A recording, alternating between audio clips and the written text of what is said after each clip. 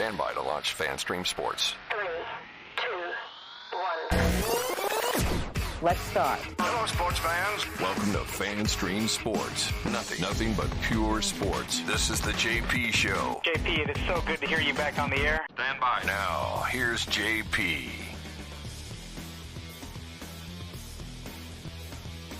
Welcome into another edition of the JP Peterson Show here on this beautiful Tuesday. Feels like Monday after an incredible Memorial Day weekend. Hope you guys had a great one as I did. Lots of golf, lots of barbecuing, a little bit of pool time, hanging out with the fam. It was great. And once again, a huge thanks, eternal thanks for all those who made the ultimate sacrifice so we could do the silly things that we get to do on these weekends. We'll never forget that. So thank you very much for joining us here. We got a great show for you today. A couple of great voices from the local media airwaves. Evan Closky from Channel 10 will join us to talk all types of different sports. He's actually out at Bucks OTAs right now as we speak. So we'll get a fresh look at what went on today, what was said, all the good stuff from him at 11:30. He will join us live. Also, Rich Hollenberg from Bally's Sports covers the Rays pre- and post-game show. Will join us at 11 o'clock. So we'll hit some Rays there as well. Lots of local stuff to talk about. Rays, Bucks, get into a little bit of lightning. The baseball tournaments, FSU and Florida both making the tournament. Same with the softball team. So lots of good stuff to get into. Had some historic things happen over the weekend. The Indy 500 finish was just insane. Unfortunately, IndyCar Tim cannot join us today because of very severe weather in Dallas. The power is down there. Their power grid, very fragile in Texas, very fragile.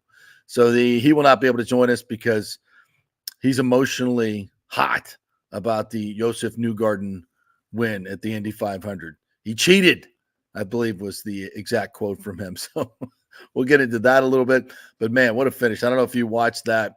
You know, the Indianapolis 500 has kind of become one of those big-time events that were larger than life growing up.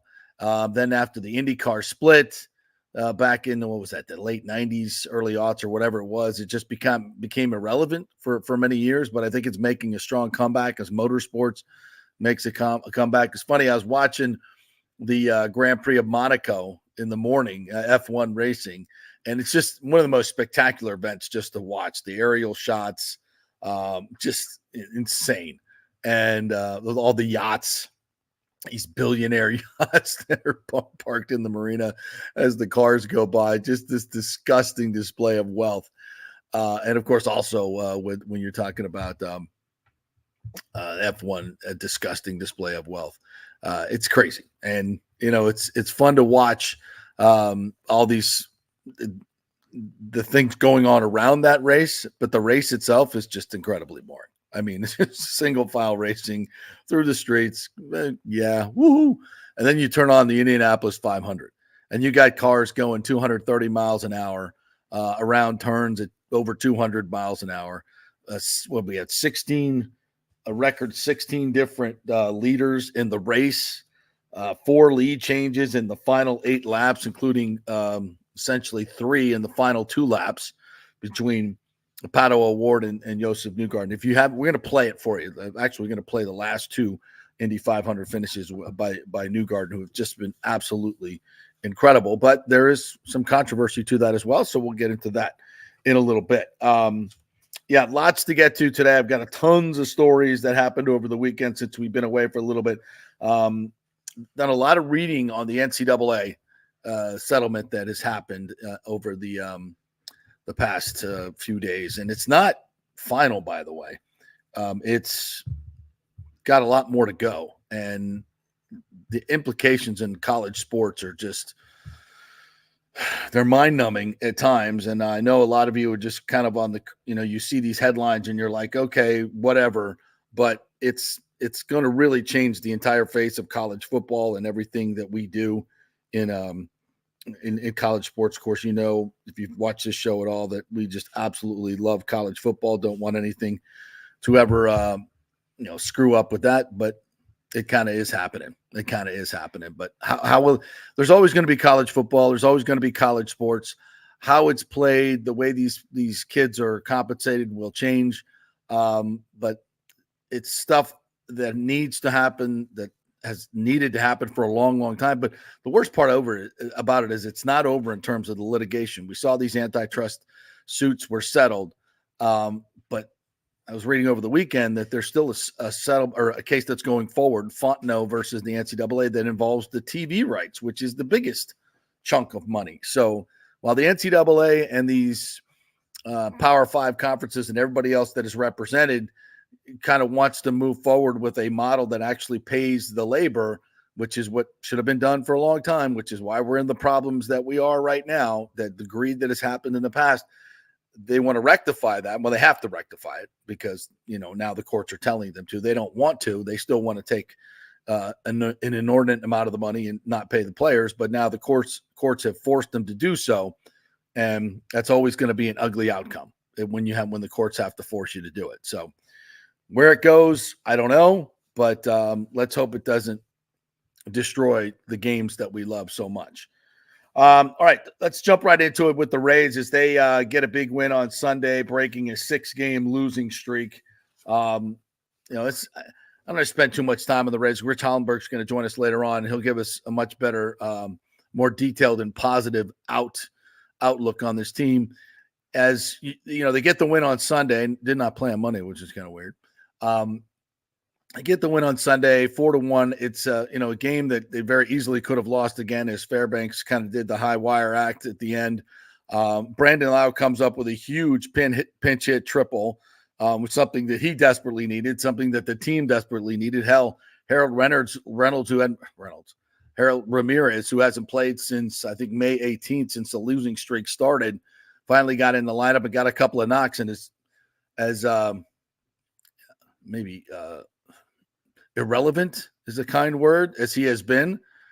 It was good to see him get in there and actually contribute. Hasn't done a lot of contributing. Josh Lowe finally goes on the DL. They waited a while to see if they could keep him active. That's not happening. So once again, you have a lineup that looks really, really anemic. And Michael Walker was just freaking mowing him down.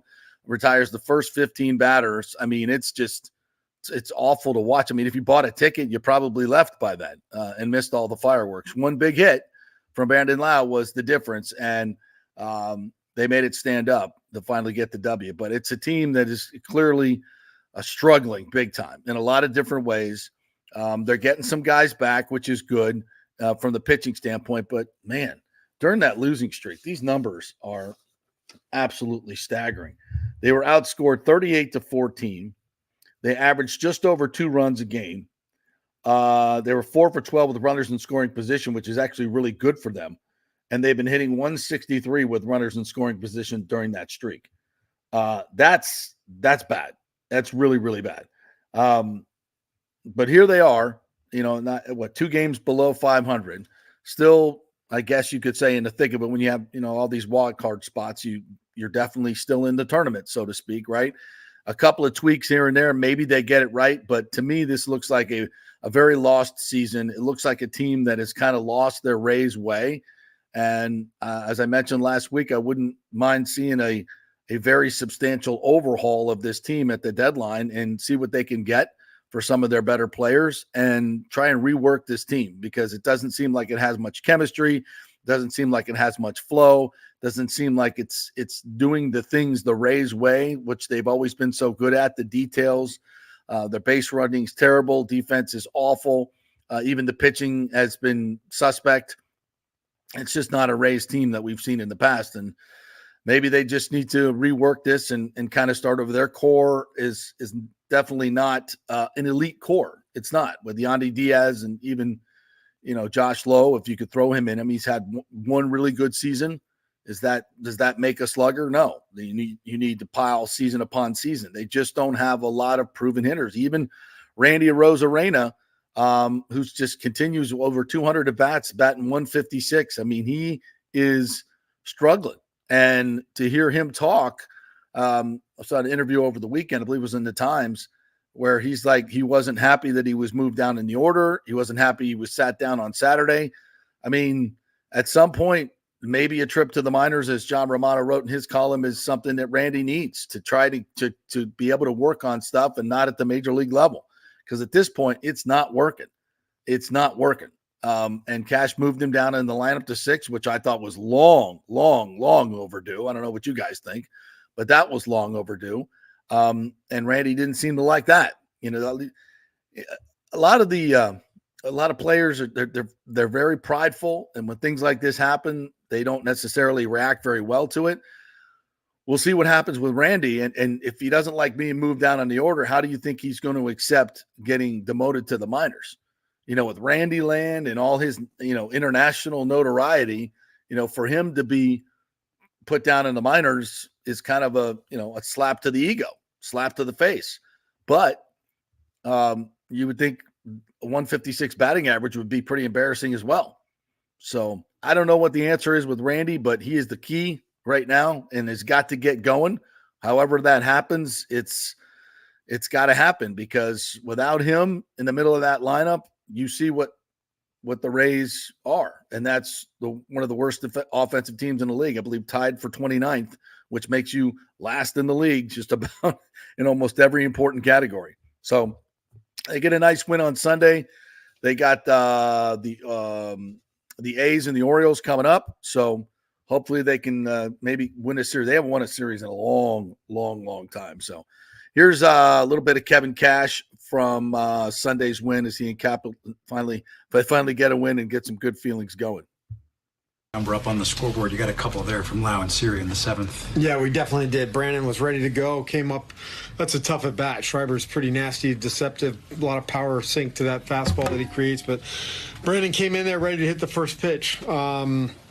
It's set up well. Look, Michael Walker was outstanding against us. I can see why we couldn't get much going, but the guys hung in there, and then when an opportunity presents, we capitalized. Did anything change in their approach to Walker, because they started to get to him in the 6th and the 7th? No, I don't think so. I mean, I think he just left some balls a little bit more over the plate, but he was really sharp. But happy that we were able to get some runs going and then get into their bullpen and see if we can get that big hit. Taj really set the tone for you guys. What stood out specifically about his mix today that made him so effective? Probably just that. I mean, the splitter was a highlight for me. I mean, he got some swing and miss on it, got some early count strikes with it, but it was really diving at the bottom of the zone. And the fastball complements it really well, but he had a good mix. And then just to finally end the streak and get a win going into the off day, just how good does that feel? Pretty good. I mean, the guys needed to feel good about something, feel good about themselves. So happy that we have an off day with a W. You can go into some of these stretches like we've been in, and that 24 hours day off doesn't feel too good. So hopefully we appreciate it a little bit more. It's feeling like in the dugout when Brandon hits that, just in the way things have been going lately. Yeah, eruption. I mean, there was a lot. I mean, look, Brandon, that was a big hit and probably the biggest play of the day. But, I mean, Johnny DeLucas plays in right. It should probably save 5 runs for us.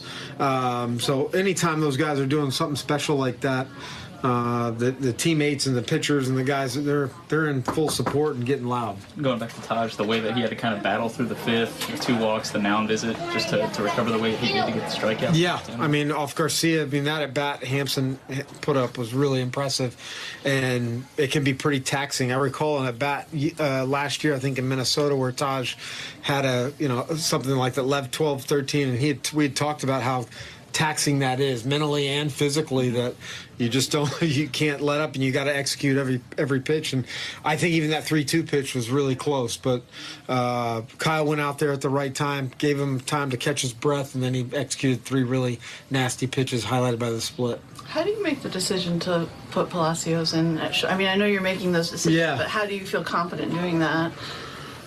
I don't know if confident. I mean, that's a big ask for Richie. But I felt like, look, we needed runs right there. And maybe there's a cost of something. Cabby's been so good defensively. Right. But Richie has taken some ground balls at second base. He's taken some ground balls at third. I asked him, have you ever played short? And he said, in college. And I said, are you any good? And he said, I got drafted as a shortstop. That was good enough for me. And then just the throw by Randy there to get Witt. How huge. That? Yeah, I mean, look, we don't get an out right there. That rally just keeps going. I mean, that was, Randy's throw right there, and then JD in right field running that ball down with 2 guys on. Thanks to Bally Sports for that. Rosarena makes a throw out at the plate that was huge in that game. There were a lot of little things in that game they did defensively that were outstanding. So maybe just one win can get you going. It's a team that it's start, stop, start, stop, start, stop. It just looks like a 500 baseball team and a boring one at that. So Rich is coming up later. Wanted to get him on the show today to give us some little pep talk. Whenever things are going poorly for the Rays, we get Rich on the show. He gives us a pep talk. They turn it around. So let's hope that happens here for this baseball team. Let's do a little bit on the Indy 500. I don't know if you guys saw this record ratings. Well, not record ratings, but ratings, the highest in years and years and years. It was a tremendous race. And, the lead changing, the clean racing, NASCAR could learn a little bit from the Indy racers when they, a guy goes by them and they know he's got the spot. That moment where you can, push them and wreck them, which seems to happen so often in NASCAR, didn't happen in this race. And that was good. So you got a nice clean finish for the end of the race. It was absolutely scintillating stuff. So I want to go back to 2023, last year's race where Joseph Newgarden won for the first time, and just want you to watch kind of the tactics that were used in that race. And when they talk about the dragon, and you can see it coming down the front stretch when they're trying to break the draft of the cars behind them, something that Pato O'Ward wasn't able to do too well on the final lap this year. So let's watch last year's finish and then compare it to this year's finish. Incredible stuff.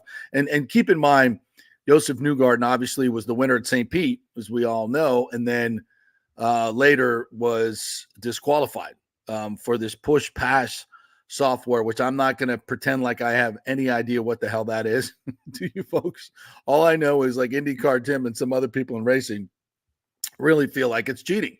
Again, I don't have an opinion on. I wish IndyCar Tim was on today to tell us all about it. I'm not as learned on that, but I know there are people within racing that obviously, and he was, Penske people suspended their chief engineer, race strategist were not there at Indy. Well, clearly didn't hurt them too much. But there's obviously a little bit of controversy here. So this is Newgarden last year at his first Indy 500 win. Away from Joseph Newgarden and is doing what he did a year ago. The second year in a row we see him unleashing the dragon as we see almost contact between Palou and Ferrucci. Ericsson leaves out a one. Ferrucci threw a shoulder at Alex Palou and said, "Don't you dare." Ferrucci trying to get a draft off Newgarden and Ericsson, but Newgarden with a monster run off turn 2. Joseph Newgarden has never won the Indianapolis 500 and he's ahead on this last lap. Joseph Newgarden, is this the moment when the pain ends? By one. The drought isn't over for Joseph Newgarden, or does Marcus Ericsson have something? By 2. Team Penske at the Indianapolis Motor Speedway, and Joseph Newgarden finally wins the Indianapolis 500. It's the was 2023. And now a chance to be the first repeat winner. And we'll pick this up just as Pato O'Ward goes right by him I think this was right at the beginning of the last lap. And he'd been setting him up for a couple laps to make that move. And then he makes the move one more time. So here's the finish of this one. This incredible call here. Courtesy Maybe that time is now. With one more lap to go, Pato goes to the lead. He's not going to lift this time. He did it against Ericsson and lost Pato O'Ward to the front off of turn 2. 5 back, 6 back. O'Ward tries to break the draft. Newgarden's like, I've been in this situation before. Joseph Newgarden around the outside of Pato O'Ward. This is mind-blowing. Joseph Newgarden had to wait 12 times to win it, and now he's going to do it back-to-back. Joseph Newgarden is a 2-time Indy 500 winner. Oh, my goodness. Maybe that time. What a race. What a race. Yeah, we've been watching this since we were kids, and I can't remember finishes so good the last couple of years. Just excellent racing. And, the IndyCar for me right now is something I'm really paying attention to. It's starting to really catch my attention. And, whether this controversy with Newgarden hurts them, We'll have IndyCar Tim on Thursday, hopefully, and he can explain it all to us. But it's it was absolutely scintillating to watch. Obviously, a long rain delay. Got to watch it later in the evening. It was absolutely fantastic. I don't know if you guys saw it. Your comments, what you thought about the race and all the racing over the weekend, and tip the cap to Kyle Larson as well, who did the double dip. Rick says, yeah, unleash the dragon, Indy 500 on Kung Fu Panda. Absolutely. By the way, good morning, Nathan. Good morning, Jeremy. Good morning, you guys. Thanks for joining us here on this Tuesday. Yeah, it was absolutely tremendous racing. Absolutely scintillating stuff. Hope you guys enjoyed it as much as I did. If you're watching the NBA Finals, well, looks like we're getting Mavs and Pacers. Not much of the conference finals on either side. The Mavs will go for the sweep tonight. The Pacers choked again yesterday to the Boston Celtics. I do want to give the Celtics a lot of credit. Jaylen Brown, who was the MVP of the conference finals, was absolutely fantastic yesterday. But, man, you watch the Pacers play, and they can just hang with you and hang with you and hang with you. But when it comes down to the final 2 and 3 minutes, this is what superstars in this game give you. And Jason Tatum and Jaylen Brown were absolutely phenomenal. Now, the supporting cast ain't too bad. Drew Holiday gives the Celtics something that they haven't really had, which is some toughness, some incredible defensive stops. He just seems to show up at the end of the games every single time. So I think it's a big difference for Boston. I think it's a reason why they're probably going to win the championship. The Mavs are obviously really, really good and very, very interesting. Luka's been absolutely fantastic and continues to be, and so is Kyrie Irving. So I'm looking forward to these finals. It's been compelling stuff. The Pacers, I mean, you want to blame the Pacers. Just how many turnovers are you going to have with leads? The numbers are staggering. Game 1, the Pacers had a 97% winning chance to win the game, according to all the analytics. 97%. They lost. Game 3, 94%. 94% up, 8 points with less than 2 minutes to go. Lost the game. And then yesterday's game, I think an 87% chance of winning. 3 games where you can't close the door. Now, again, you go back and you watch, and I watched the finish of every one of these games. You got, Jaylen Brown making huge shots. Derek White making a huge 3 from the corner. I mean, these guys are stepping up, making big shots. So I don't want to, definitely put it all on the Pacers, but clearly their turnovers, and many of them in unforced turnovers in critical situations, I mean, you got to take the blame for that. Rick Carlisle and his team has got to take the blame for that.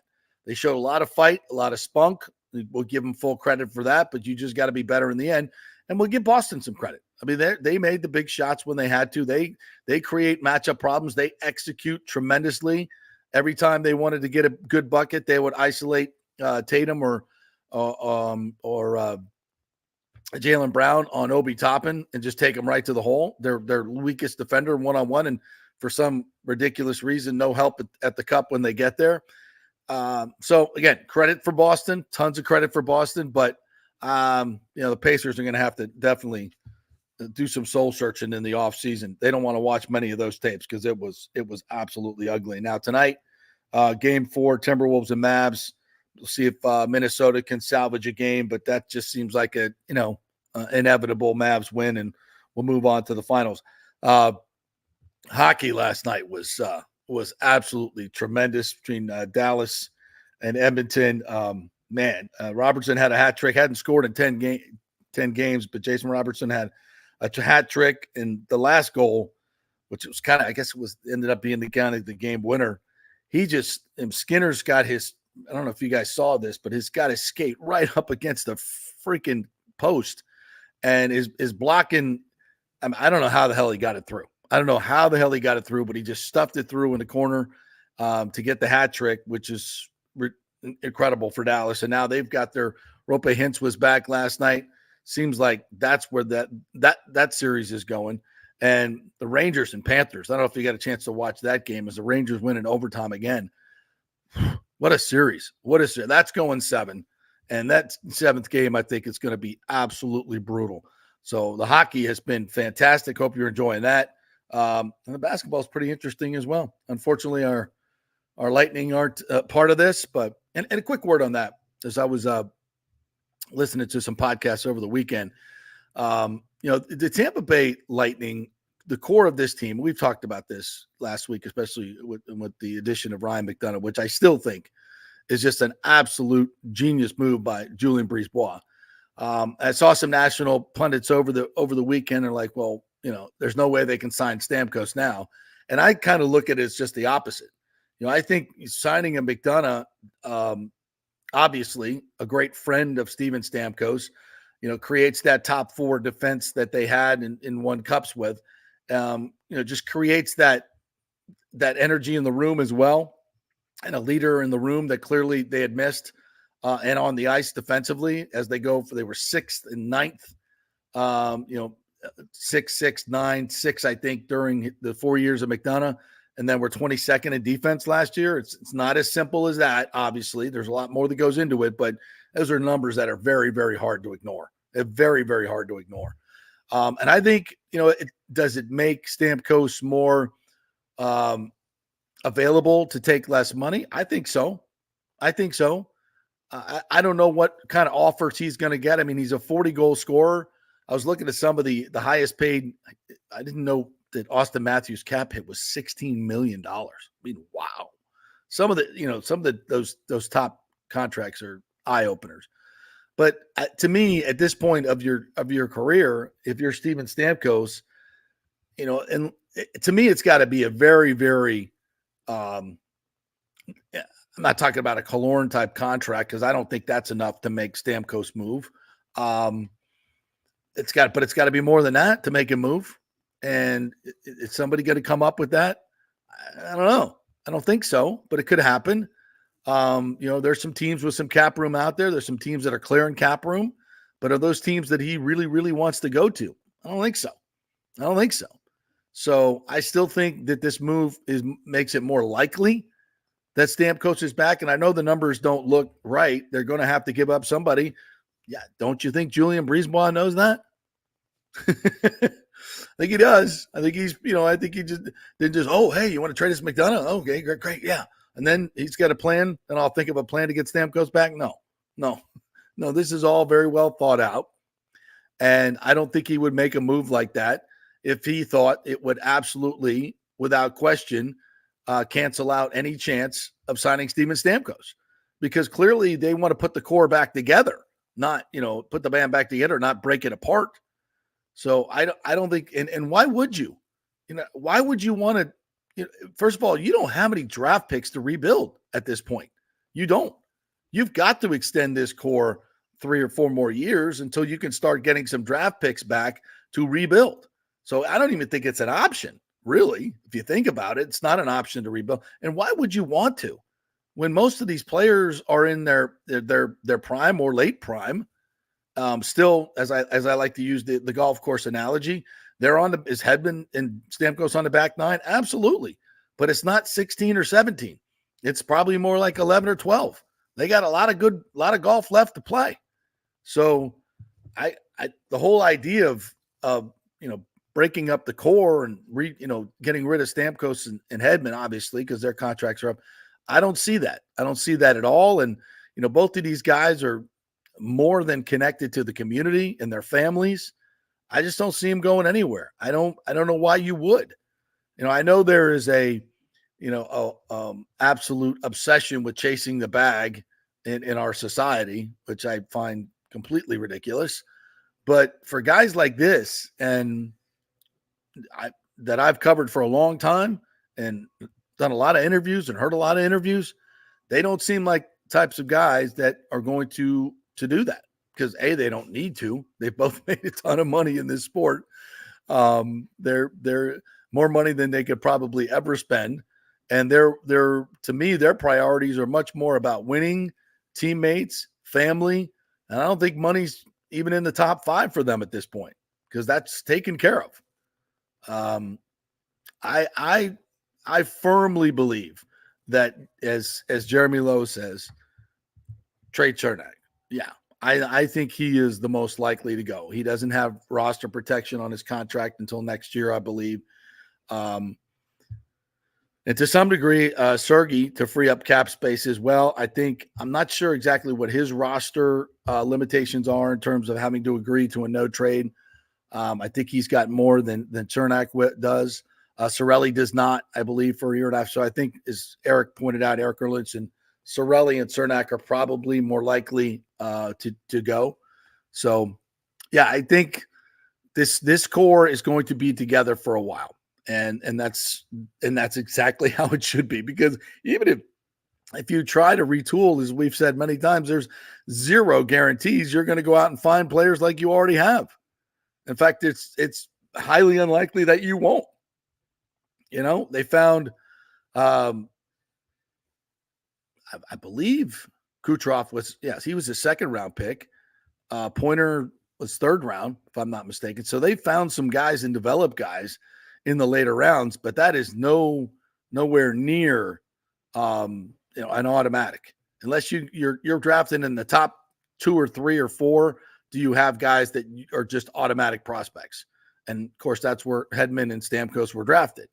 So yeah, you don't have the ammunition to rebuild, and I don't even know why you would think that's an option. I know a lot of fans are out there. We don't want to be Pittsburgh. We don't want to be Detroit, just ceremoniously holding on to big names and never doing anything. I don't think that's the case with this team. I just don't.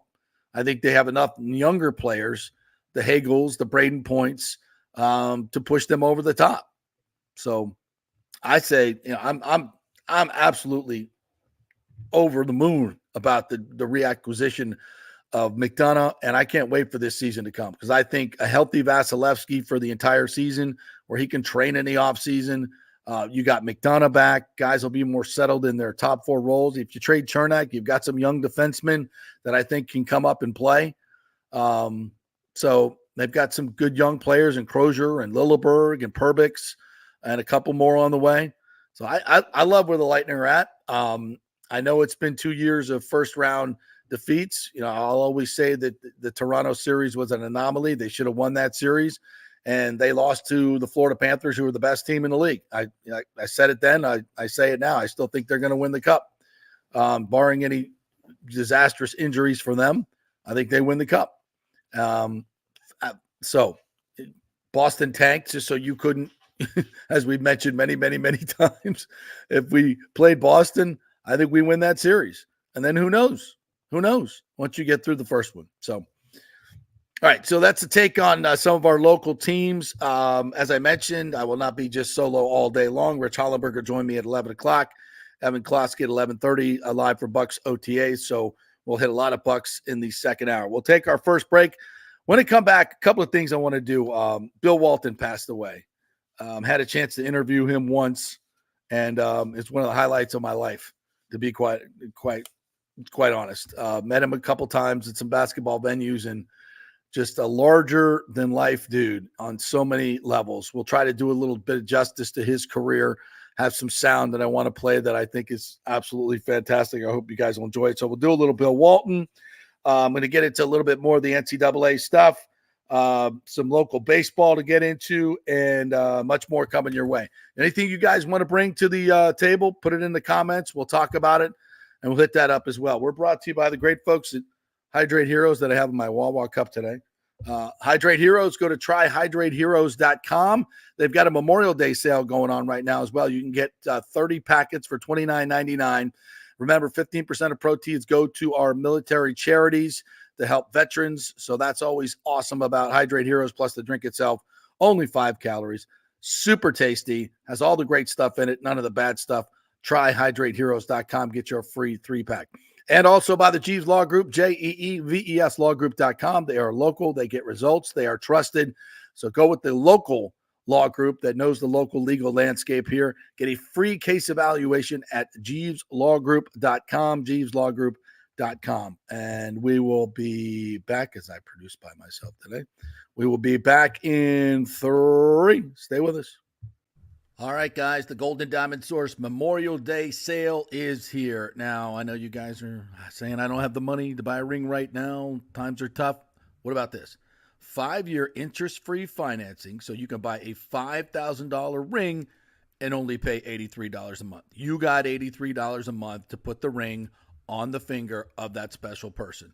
That's right, $5,000 ring, only $83 a month. So that's 5 years interest-free financing. And of course, the Golden Diamond Source has the best selection. They have the best customer service.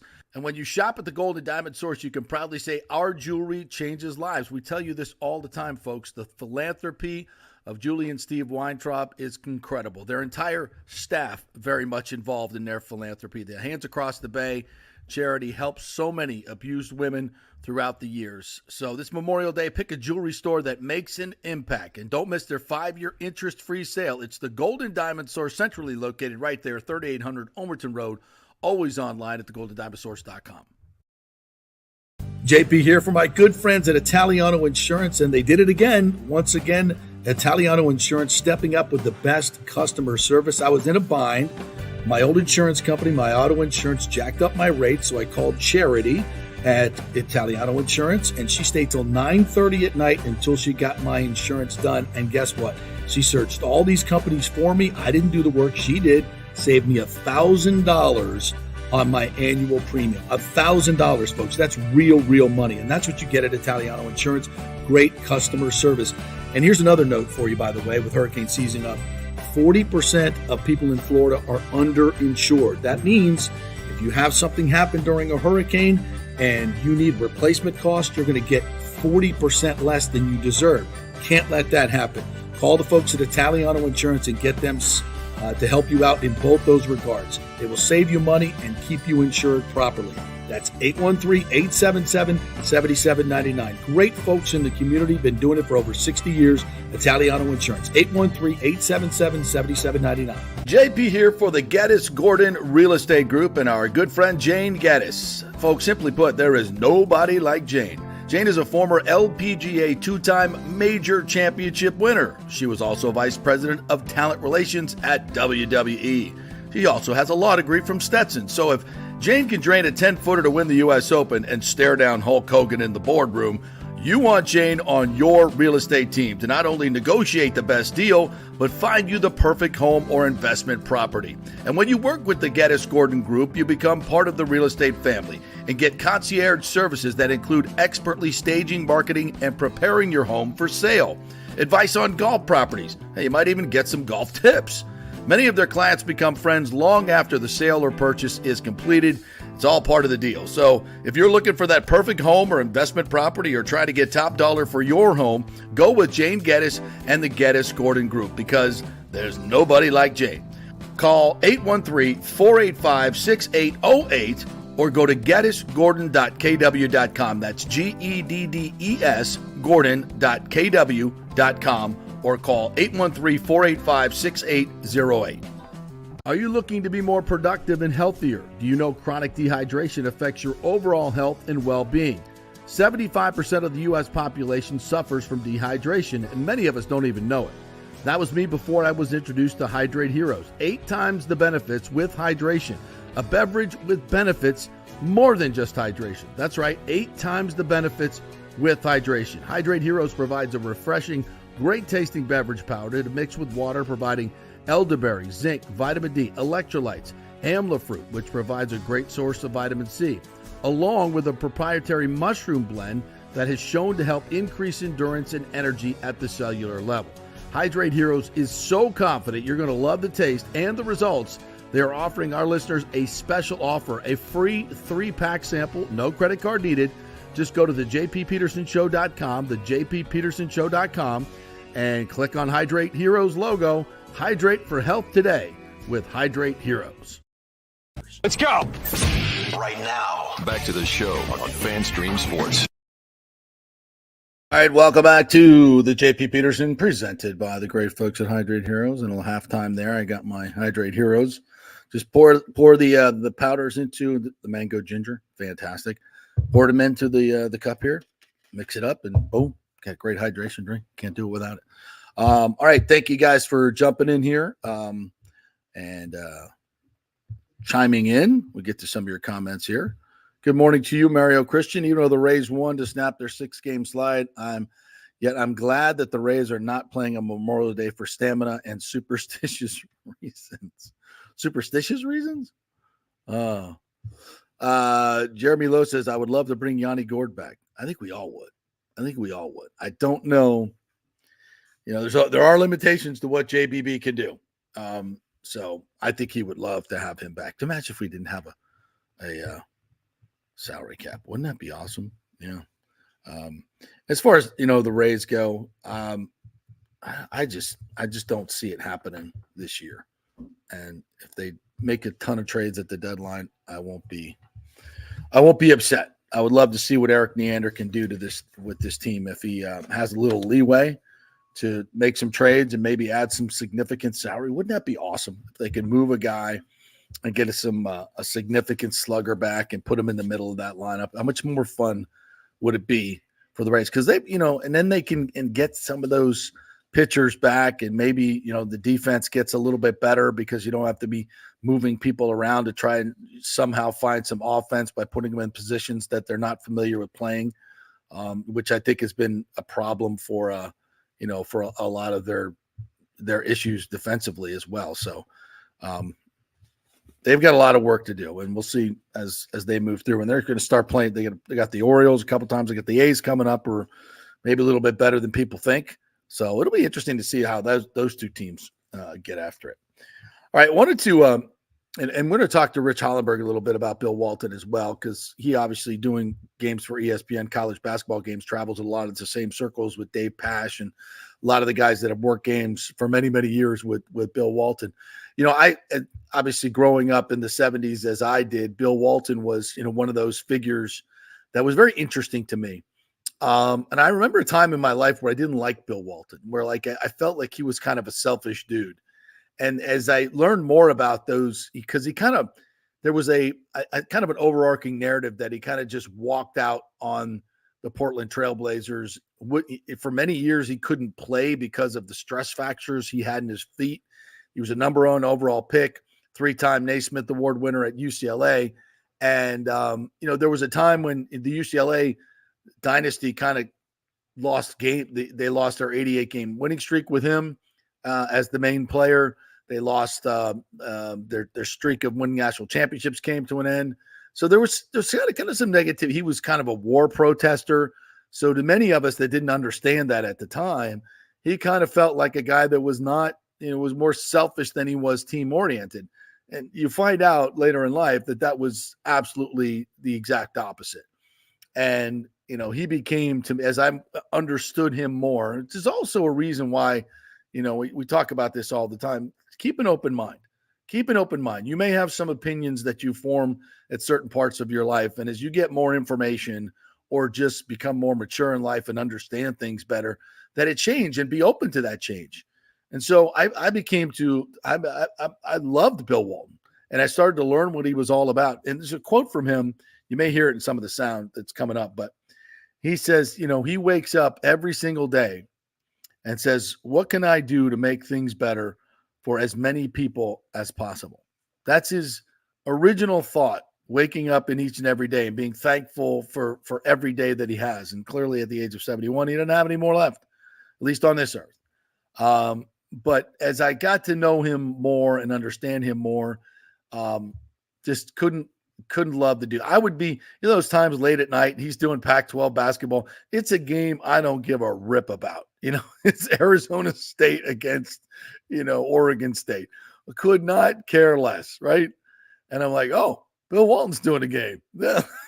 Let's listen to this guy, because he would go off on tangents during the game that would just be, I think, absolutely fascinating. And, we'd start talking about the earth and energy and solar and all these other different things. And while I may not agree with some of the stuff that he talked about, it was fascinating to listen to him. And you would keep an open mind listening to him, like, wow, this is interesting. Hadn't thought of it that way. And then just laughing at some of the just completely insane stuff that he would talk about. So he is one of one. Bill Walton is absolutely one of one. And really will be missed for the way that, he never took himself too seriously. I saw a video on Twitter the other day of a day where he just walked up to a local park, saw a couple of kids shooting, and was basically like, hey, can I rebound with you? and just kind of coaching him up a little bit here and there, and talking about getting good grades and doing well in school. And it's just kind of fascinating. And there's, of course, these kids had no idea who he was. Absolutely no idea. Just some old tall guy, walking up to the courts. But just that's kind of dude he was, man. Just super positive, always looking to help people in any way he possibly could. So here's a little hodgepodge of because I wanted to get Bill Walton's voice on the show today. So I found this one. This was from the Dan Le Batard Stugotz show, a little mashup from him from one of his last appearances on media, because he's been battling cancer pretty severely. So this was Bill Walton, probably one of his last appearances, and this is just vintage Bill Walton. I hope you enjoy it as much as I do. Luckiest dude in the world, man. I was born into a world of hope, optimism, peace, love, books, and music. I got to know Dan Le Batard years and years ago. I got to know Stugotz. I got to know all the other guys on your team there. I'm a team guy, and I'm really enjoying this year's NBA Finals. I found basketball when I was 8 years old, 3 years after I found my bike. And then just 1 year later, I found Chick Hearn on the radio, and that changed everything for me. When I was 15, I found the Grateful Dead, Stugotz, UCLA, and John Wooden. Then when I was 17, I found the ultimate mentor, Ernie Vanderway. 28, Marty Glickman taught me how to speak. When I was 37, I found the woman of my dreams, Lori, the greatest everything ever. She's not a thing, but I can't think of a better word than everything. We have 6 children, 14 grandchildren. When I was 55, Dr. Garfin, Dr. Liz Stimson, UC San Diego, they saved my life, fixing my spine. When I was 56, I found Pat Kilkenny and Ted Roth, who took Ernie Vanderway's place. Now that I'm 70, I just found Jerry's middle finger, and now I have a chance at a full and complete life. I am the luckiest guy in the world, and believe it or not, ESPN is putting a 30 for 30 on my life on TV tonight. Now, I thought coming in that it was going to be a movie about my friends, about my teammates, about the teams and the Blazers, focused on that. But things changed along the way, as it often does with the Grateful Dead show. And man, the way they opened last night up at Burgestown, Pennsylvania, just west of Pittsburgh there. Wow, hell in a bucket into Alabama getaway. They were rocking last night. To be able to follow it all on nugs.net. And Stugotz, I hope to see you out there ASAP. I'm not sure what shows you're going to be able to get to, but look for me. I'm the tall guy with the big smile on his face, trying to wave his arms in the air and celebrate the greatness of everything that we have. As I have changed, as I have evolved, as I have grown up, it was just, as the luckiest guy in the world, when I started in the NBA in 1974, which I'm going to say is now 49 years ago, I guess. And so I did not know how to play in the game of life. I was injured all the time with the undiagnosed stress fractures, and no one believed that I was injured. So I was really up against it, and I could not speak. Marty Glickman, the guy that opened up my mouth in terms of the ability to communicate my thoughts and my dreams, and that just really changed everything. But to look back and to see how unprepared I was, how unsuspecting I was, how undiscerning I was. And hopefully I'm a lot better person today. My goal in life is to be better, to do better, and to do more. And what more could I ask for than to be on the Dan Le Batard show here? Because this place rocks. That's Bill Walton in one of his last appearances. And it was interesting. It kind of felt like he was giving his own eulogy there. Did it not? Just mentioning, going through his life chronologically and mentioning the people that have been his mentors as he's battling cancer. So obviously he knew that was very much to it. And interesting, right, to be able to give your own eulogy as you know you're passing away. I mean, and interesting is the word I would use to describe Bill Walton. An incredible voice. And if you don't know who he is, watch the 30 for 30, which I'm going to rewatch. Watch the 30 for 30. Go, like I did, perusing through the internet, trying to find Bill Walton clips. and you will be absolutely entertained. And, isn't it a great way and a great message to live your life, to want to do better, to be better? And even as he says, evolving at the age of 70. I mean, if you think you've evolved and you know everything, or you're set in your ways, what a constricting way to think. What a constricting way to live. Be open-minded. Listen to other people. Listen to other people's thoughts, and even those people who you don't think you agree with, and give it an opportunity. Something many of us just don't do well. I'm guilty of it at times myself. You have to remind yourself, well, maybe these are smart people, and you may not agree with them, but they're smart people, and they're successful people most often. So, what is it that they've learned that maybe I can learn? And I think Bill Walton is such a great example of that. I want to play this one more. And this is one of my favorites that I found, because it's Frank Caliendo. If you're listening on the podcast and can't see this, with Dave Pasch, and Frank's in the middle and Bill Walton's on the opposites, on the other side. And it's Frank Caliendo. He'll be the first voice you hear, not Bill Walton, but Frank Caliendo doing his Bill Walton. And then you'll hear Bill Walton chime in a little bit later on. This is just absolute magic from the both of them. Is here along with Bill Walton. How great is this? Enjoying ourselves, enjoying the energy happening here inside the arena, outside the beautiful, the landscape that is Arizona, but inside, how loud can it? The look on your face, Bill, is that of utter frustration. Finally, some inspiration. The negativity that I have to fight every single moment. And now someone here who can shine the light. Bill. Someone who can appreciate the beauty of a saguaro. Somebody who knows about the grandeur of the Sonoran Desert. Somebody who knows that rivers can flow uphill. You never know when to talk when he's going, do you? You never know when there's going to be a break. He continues to go the entire time in the three. What was that three? I wasn't even looking. I wasn't paying attention to the game. I wasn't either. It was a two by Alonzo Verge. Frank Caliendo, also a treasure, courtesy of the Pac-12 networks there.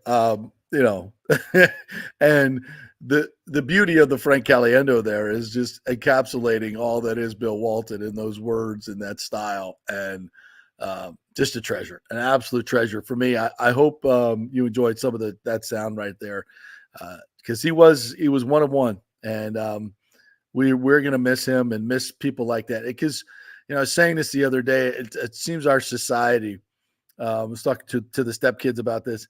Everybody wants to be the same. Everybody wants to be. I want to wear the same shoes. I want to wear the same hats. There's the reverse I got on tonight. I want to wear the same. I want to have the same haircut. I want to have the same this. I want to be like everybody else. I want to do I'm going to spend ridiculous amounts of money to have the right purse or the right watch or the right this or the right. And Bill Walton is like, no, man. There's beauty in diversity, man. There's beauty in being different. Be yourself. Have your own style. Do your own thing. Like, I don't think he would, I might be wrong, but I don't think he'd be caught dead wearing Jordans. Not that he didn't like Michael Jordan, but just like, what's the point? I love that. I love that counterculture mentality. I have no idea why he loves the Grateful Dead so much. I've never been able to understand that whole part of it. But as he just goes off into a tangent on and listens to them every night, wherever they're playing or wherever they're going to be, they'll go see some shows. But again, I'm open-minded to it. I would have loved to attend a Grateful Dead concert with Bill Walton and learn all about it. But again, an absolute treasure.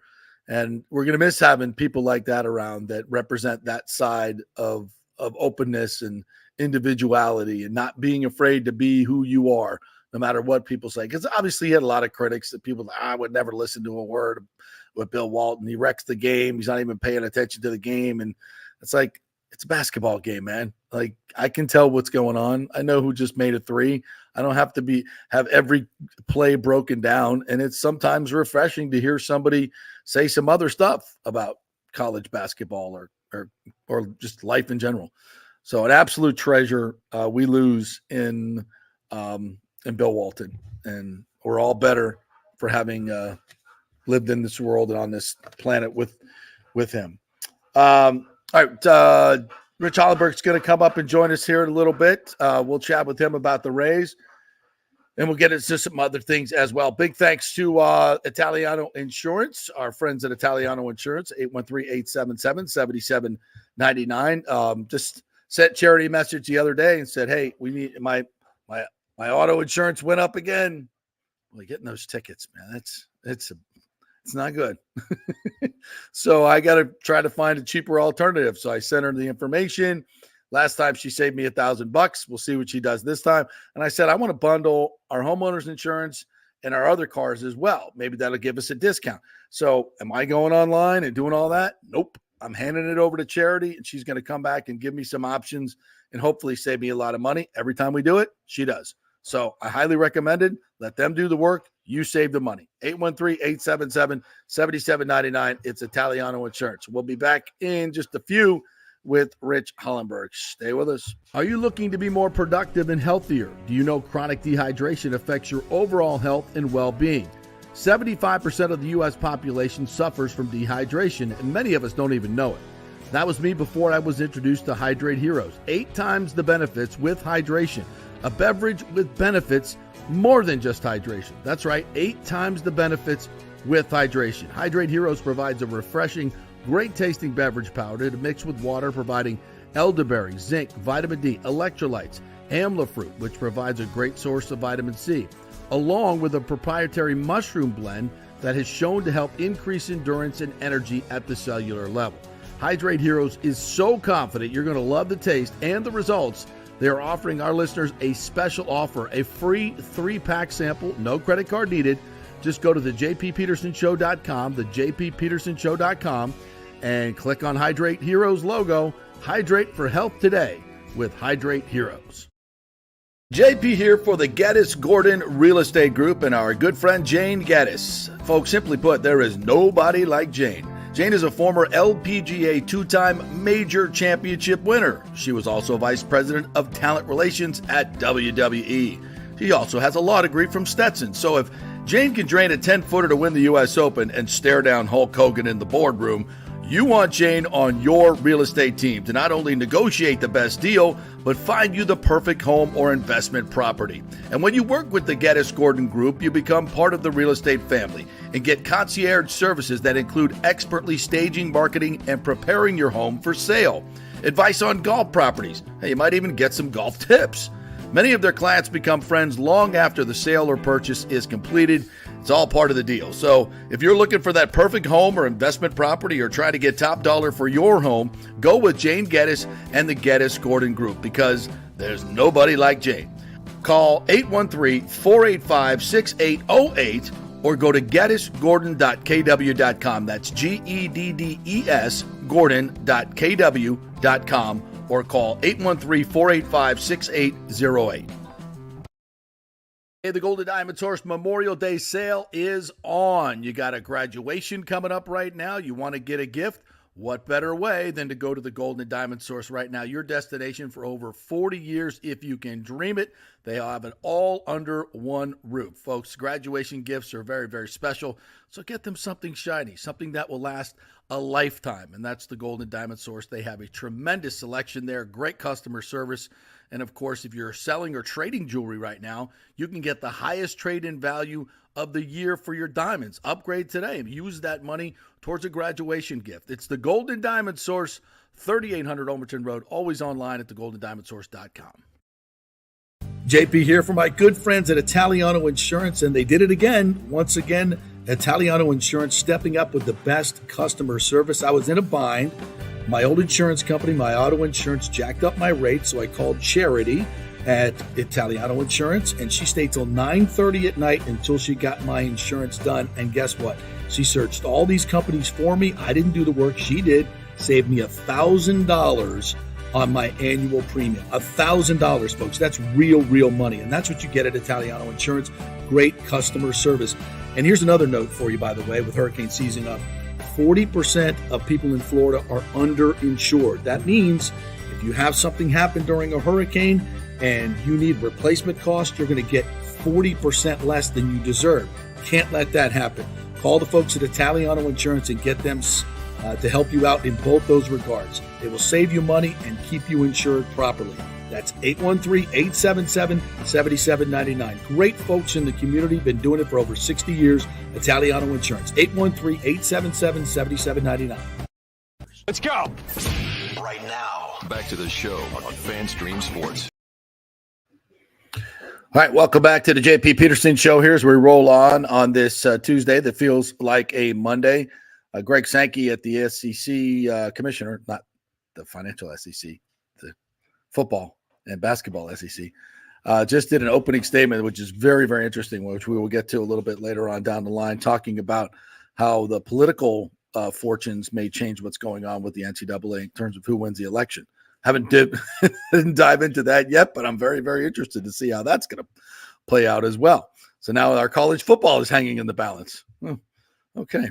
Well, let's welcome in our good friend, Rich Hollenberg. What's up, Rich? How are you, my friend? JP, how you doing, my brother? I have to say this is the first time I've seen you in this particular setting, and I noticed 2 acoustic guitars behind you. All I want to do is jam right now with you. You see the electrics back there. 3 of them. Oh, and an electric one. And one of them is signed by Taylor Swift to my daughter, Shay. Come on. Yeah. That was, I got her that when she was, I think, 9 years old. Taylor Swift. So this was a quick story. So this was right as Taylor was kind of coming up into her stardom, and she was coming to town to do a show. And of course, we were going to the show because that's what we do. We're Swifties. And so she won the Entertainer of the Year award the night before, and then was here the next night. And typically, this is when I was working over at 1010 Sports, so they had the big country station there, the CBS in town, and so they would, she would come into a room basically and just sign stuff for all the, the advertisers and everything. Right. And so, but now that she'd won the Entertainer of the Year award, her management company was like, "No, we're not doing this anymore. Like, no more freebies. Like, we're huge now." And I bought a guitar to get signed. And my good friend Mike Cape was one of the people, one of our producers, was like administering all this stuff, not one of the, and there was this big conversation back and forth. And Taylor came into the room and heard the conversation, and she said, No. I'm still signing everything. That guitar. Yeah. So she's, I put a little inscription on it that I wrote, and then she signed it right underneath. So that's one of those guitars right back there. So for me, in my world, JP, that qualifies as you and Taylor Swift are best friends. Of course. Yes. Just so absolutely. Absolutely. We're that connected. Absolutely. So thank you, Taylor, for doing that. Really appreciate it many, many, many years ago. The problem was I could never get my daughter a gift that was ever going to top that.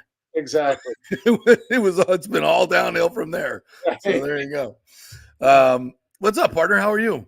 I am great. Living the dream. It's officially the summer season. My kids are out of school, and we actually have a house full for the first time for only a few more days, of course. Yeah. But, enjoy, my friend. Yeah, the wife and I are trying to enjoy it and soak up as many minutes as possible. It goes fast. And Lindsay, your daughter just graduated? Yes. Yes. We got another one out of the house and another Georgia Bulldog, too. Oh, okay. Congrats on that as well. Fantastic. Yeah. Man, life it flies by fast, my friend. It really, really does. And speaking of relationships, I just did a whole segment on Bill Walton, played some of his, some sound from him. And I just couldn't. And I explained early on in my life, growing up in the 70s, I'm older than you, that he was a bit of a, I didn't like him at first. Like his persona and what the media told me he was a quitter, quit on his team in Portland, wanted out of there, blah, blah, blah, blah, blah. And then you come to learn later on what was going on. They were trying to force him to play through horribly painful stress fractures, et cetera, et cetera. So, my brain completely rewired on Bill Walton. And since that time, I've just embraced him as one of the most unique and incredible people that you'll ever meet in your life. I did one interview on my show with him one time and asked, I think, one question. That's all I got in. But it was wonderful.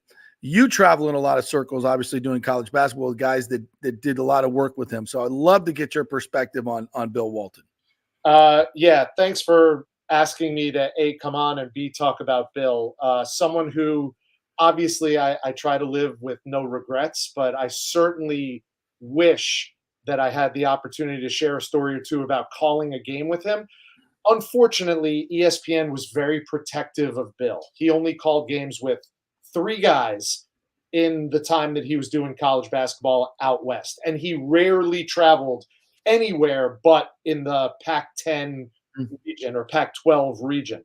So as it happens, the 3 guys who he would call games with are friends of mine. Dave Pasch, the most of them, and he and I were at Syracuse together. So I've been with Dave for 30 years.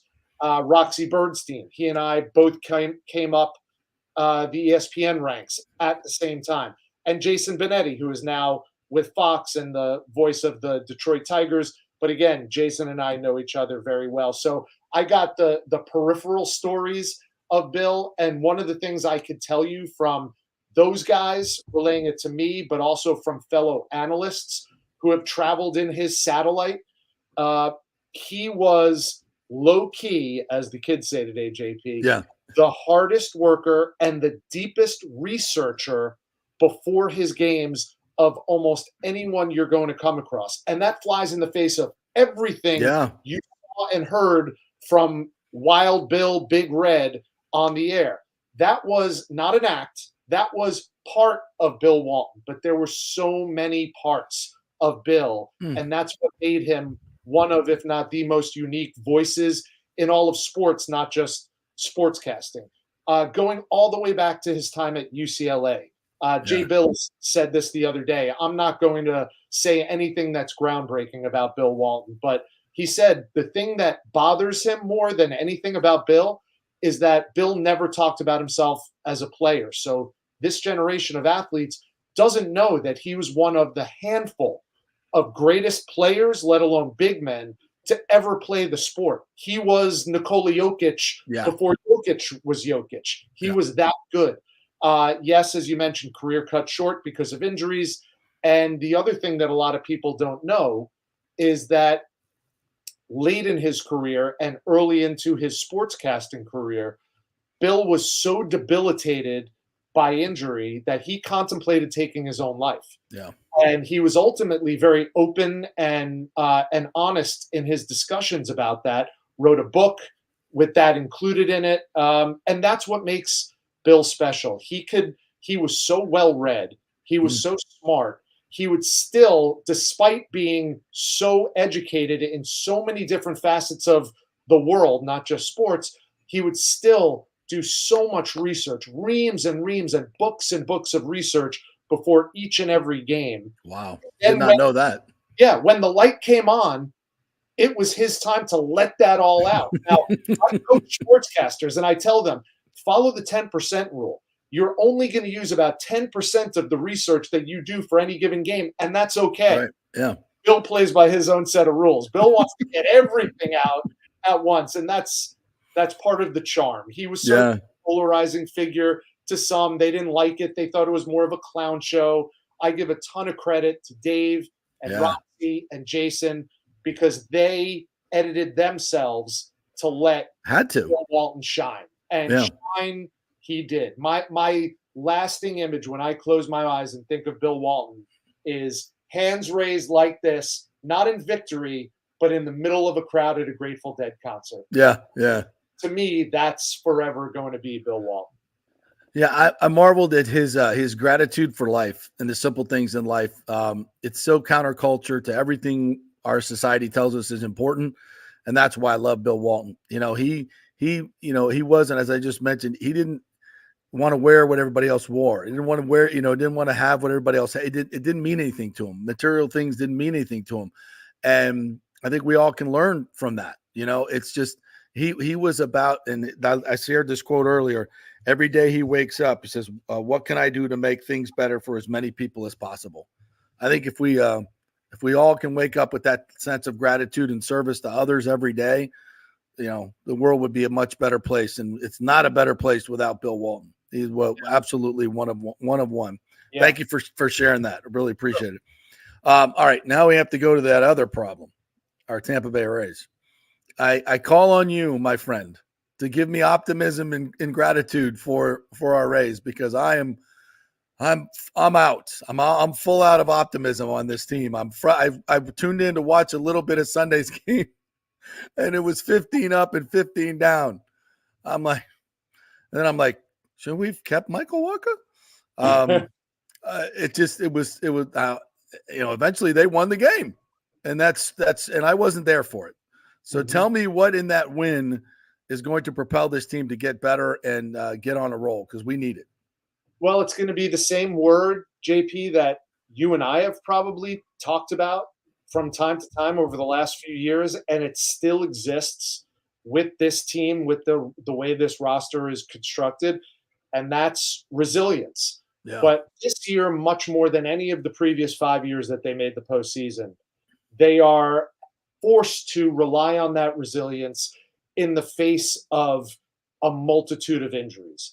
Now, granted, Randy Arozarena, not injured, hitting well below the Mendoza line. Yandy Diaz has finally come around in the month of May, and we're about to turn the page to June. I don't expect that to change, so that's good news.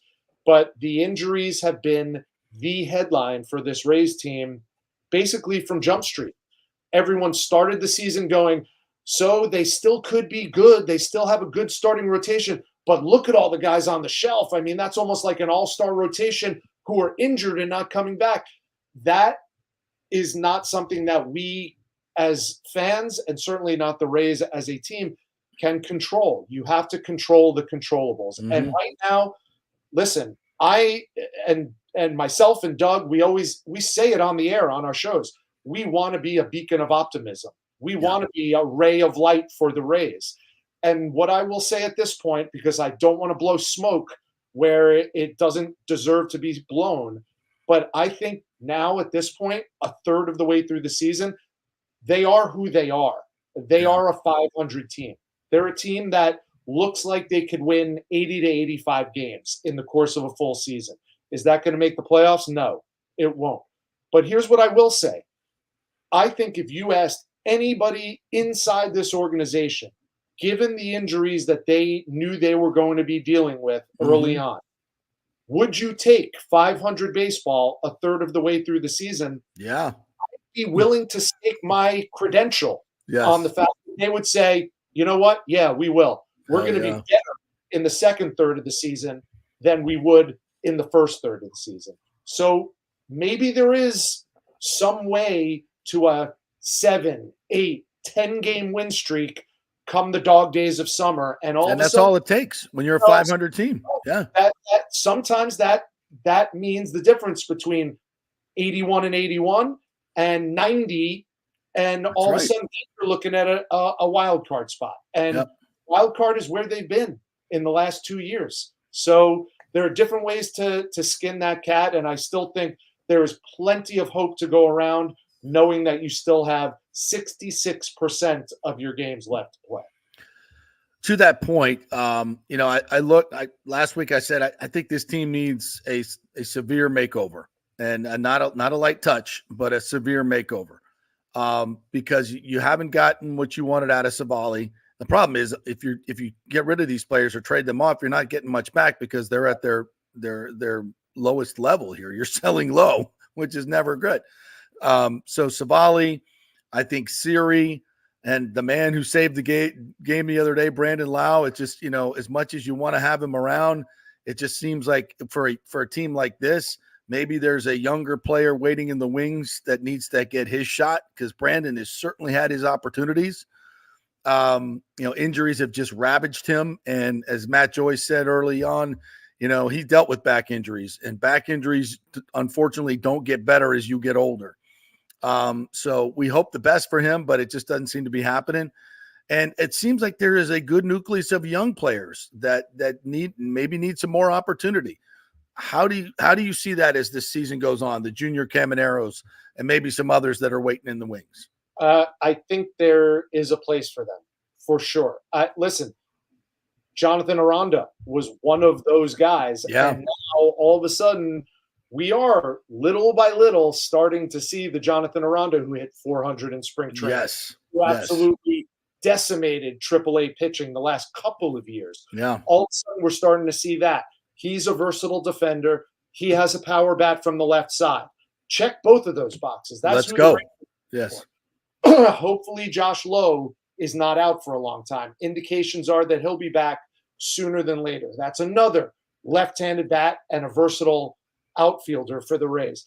Excuse me. I understand what you're saying about Brandon Lau. The one thing I could say is, just as unpredictable as it is to say, well, he can never stay healthy, when we did see him healthy, he was a 39 or 99 RBI guy. If we even get a shade of that, I can't remember a player on this current iteration of the Rays, meaning in the last 5 playoff years, who is more valuable to this team than Brandon Lau. Now, last year they won 99 games essentially without him. Yeah. So that flies in the face of what I'm saying. But for this team, I think he is as valuable as anybody, because it seems like the Rays are a little hesitant to bring Junior Caminero up until it is the perfect time to do it. I don't know when that time is. I'm with everybody else. I'm curious. I'd love to see Junior. Could Junior be shifted to second base? Absolutely he can. Yeah. And they have other players who could play second. Richie Palacios has shown the ability to play second. Ahmed Rosario can play second. There are players who could fill that spot, but you already mentioned it, JP. It's a business, and the business question of this equation is, what do we get in return for Brandon Lau right now? So the Rays aren't necessarily just going to deal him because, he's been injured and, he might be struggling. It's, we're not going to get what we want in return, so therefore we're going to hold on to him and hope that all the things that we see that we love about Brandon come to the surface and help us win games right now. I don't think they need a major makeover. I think they need some guys to perform to their ability, and I think they need all 3 phases of the game to play the way that they could play to the optimal ability. That's one thing that has been true for all Rays teams, JP. You know this. Yeah, absolutely. They have a very small margin for error. Even in their best years, when they went to the World Series last year, when they won 99 games, people have to have career years. Yandy, Randy, Zach Eflin, all had career years. They haven't had anywhere near that this year yet. So maybe get a few guys going in that direction, and you get the pitching hot at the same time that the hitting is hot. Then all of a sudden you're talking about a team that could win 3 straight series, 4 straight series, win 17 out of 20, and all of a sudden find themselves in the hunt again. Yeah, we've seen that. We've seen them make that move. Rich Hollenberg joining us here, Valley Sports pre and post game. We love it with Doug Wechter. Randy Arozarena, we mentioned him. John Romano wrote a column about maybe he should take a little stint in the minors and try to get his fastball timing down right now. He looks lost. And I just wonder if that's going to help him, because he's such a proud man. He's become a world celebrity with the World Baseball Classic. He hangs out with some very famous people, and I don't know how he would take a demotion. Even I saw some quotes the other day where he wasn't very happy getting moved down in the order. Right. But 200 at bats at 156, bro. At some point, you got to do it. So it's a touchy situation, but it seems to me it's a gamble that you might have to take. I don't know. How do we get Randy right? Because when he's not right, you get 6-game losing streaks that aren't going to help you, obviously. It sounds to me throughout this season like timing is the key word. That's the hot button word for Randy. His timing is off. I came into the season, my biggest concern was he was 20-20 for 3 straight years. So where do you go from there? Ask any player, let alone someone like Randy, what do you want to do? They're not going to say, I'd like another 2020 season. The natural reaction is, I want to try for 30-30. Right. So all of a sudden, he's thinking about those extra 10 home runs before he's hit his first home run. Hustled up in the offseason. Yeah. I think he was swinging for the downs from the opening pitch, and that might have thrown off his timing a little bit. Yeah. And I don't know. At this point, it doesn't seem like it's close to being a reality that they would send Randy down to the minors to work on his timing, to see more fastballs. Just doesn't feel that way in this day and age. And I know it's different, but guys could get swings under the stadium in the batting cage. That's right. All day long if they want to. Yeah. All day long. I've been at Tropicana Field 3 hours before games, and Randy's the only dude out there taking practice cuts. He is working tirelessly to get out of this slump. I think maybe a day off, a couple of days off. That, like you said, they tried moving him down to the 6 hole. Mm-hmm. Doing that for one day isn't going to cut it. But at the same point, at what point do you say, Randy's our number 3 guy, Randy's our number 2 guy, and you still see the entire offense struggling the way it has most of the season? You can't fire the whole offense. You're right. But right. you're not going to fire Randy either. But you do have to shuffle it up. And I, for one, applauded Kevin Cash for at least shuffling up the lineup and seeing maybe that gets him going. Because most of the time it's, why is Randy hitting second again? He's hitting second again because you want to give him as many ABs as possible to get it right. His funk, and he hasn't been able to do it yet. Yeah, it's struggles are just, it's hard to watch at times, really, time and time again, because you know that he's got it in him, and it's going to come back at some point. But what's going to be the thing that opens the door for him? And somebody, as I look on a day-to-day basis, and this is why I say, makeover might not be a bad idea, because clearly this team's front office has a great eye for talent. They went out and found Johnny DeLuca. They found Rosario. They found Caballero. They found these guys that, other teams don't value. They come here and they've really, really thrived. And it seems like some of the guys that have been here a while are not so. So that's why I kind of feel like maybe we can make over this team. And I know it's hard to do because, nobody wants to see Randy Arozarena traded or Yandy Diaz. I mean, it's been a long, and we've seen that a lot around here. You guys become beloved and then they're gone. So I understand it's hard to do, but man, I just think that if Neander was allowed to go out and really start ripping it, they can bring in a lot of good young talent. They could.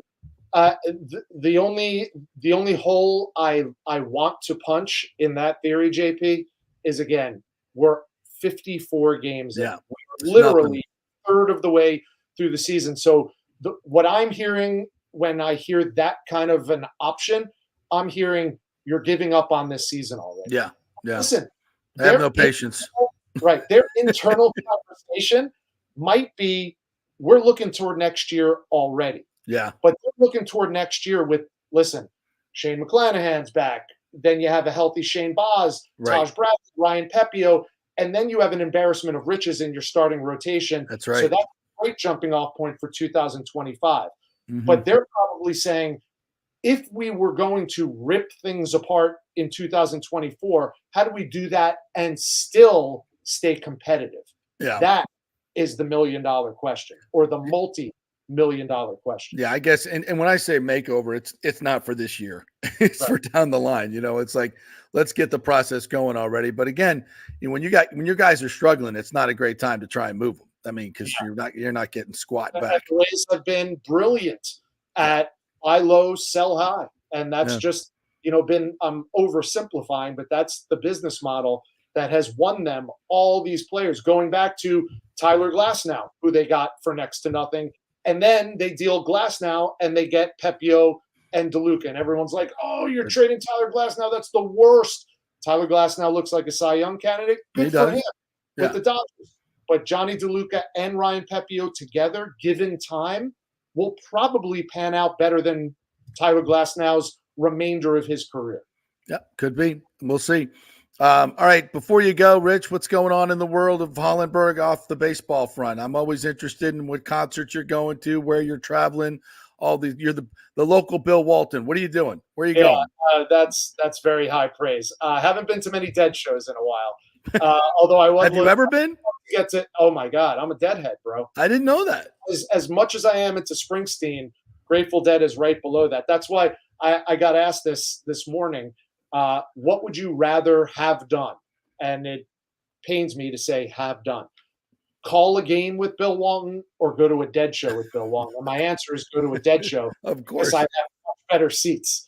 than any other Dead show I would have. But since you asked, funny story, my very first Grateful Dead show, I was on stage, believe it or not, because it was at Giant Stadium, and I was at the end of my high school career, and a guy a few years older than me who I was friends with got a job with a private security company who worked outside the stadium. Yeah. I got paid $200. He said, right when you hear the music start playing, nobody cares about what's going on outside anymore. You could come inside and watch the concert. And I literally asked forgiveness, not permission. And I sat on stage with my navy blue collared security shirt on and was like this the whole time watching the Grateful Dead. So I've been a Deadhead ever since high school. And That's awesome. I would love to get to another show despite that, the fact that Jerry's not around anymore. That's fantastic. Well, I've never been to one, and probably Jill and I saw a couple of weeks ago at the Mahaffey Theater. He was playing with the Florida Orchestra. Highly recommend that if he ever does that again. It was a real intimate experience, almost like Springsteen on Broadway without it being on Broadway. Told a lot of stories in between his songs, the genesis of where the songs came from. That's awesome. Lots of goosebump moments. Yeah, those type of venues I think are the absolute best to see folks. And I was trying to get into a concert in Nashville, going to see my daughter this weekend up in Nashville, in the Caverns, which is kind of like this. They sometimes do these intimate shows at this amphitheater inside a cave. And unfortunately it was sold out, but I'm like, that's something I definitely wanted to do. But if you get a chance, those are to me the best moments that you can find. Sometimes artists that are up and coming, and you don't maybe know their names now, but you will in some days. So, but maybe someday we'll go to a Grateful Dead. I want to go because it's a bucket list thing, but I never understood it. Listen, it's the same crowd. God bless them. But like Dead and Company and Further and Rat Dog and all these iterations of Grateful Dead now, they're older. They don't sound quite the same, but the experience is probably very similar. And some of my lifelong best experiences were at Grateful Dead shows. I can tell you that. Well, it's legal now, so nobody can say anything about it, right? All right, Rich. Thank you, partner. Appreciate always stopping in. Always fun to chat with you. We'll hit you up down the line. Go, Rich. All right, great to visit with you, JP. Thanks. All right, the great Rich Hollenberg. All right, we'll take a quick break. Evan Closky is on deck from Channel 10. He was just at Bucks OTA, so I'm very. He's going to. Hopefully, he's in. Yes, he's in the air conditioning of his car. Thank God. Evan Closky coming up quick. Stay with us. All right, guys, the Golden Diamond Source Memorial Day sale is here. Now, I know you guys are saying I don't have the money to buy a ring right now. Times are tough. What about this? 5-year interest-free financing, so you can buy a $5,000 ring and only pay $83 a month. You got $83 a month to put the ring on the finger of that special person.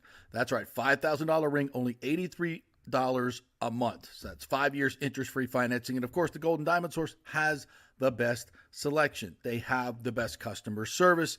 And when you shop at the Golden Diamond Source, you can proudly say our jewelry changes lives. We tell you this all the time, folks. The philanthropy of Julie and Steve Weintraub is incredible. Their entire staff very much involved in their philanthropy. The Hands Across the Bay charity helps so many abused women throughout the years. So this Memorial Day, pick a jewelry store that makes an impact. And don't miss their 5-year interest-free sale. It's the Golden Diamond Source, centrally located right there, 3800 Omerton Road, always online at thegoldendiamondsource.com.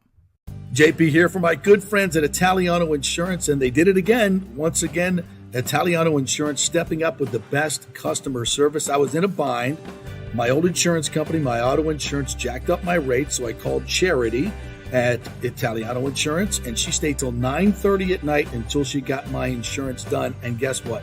She searched all these companies for me. I didn't do the work. She did. Saved me $1,000 on my annual premium. $1,000, folks. That's real money. And that's what you get at Italiano Insurance.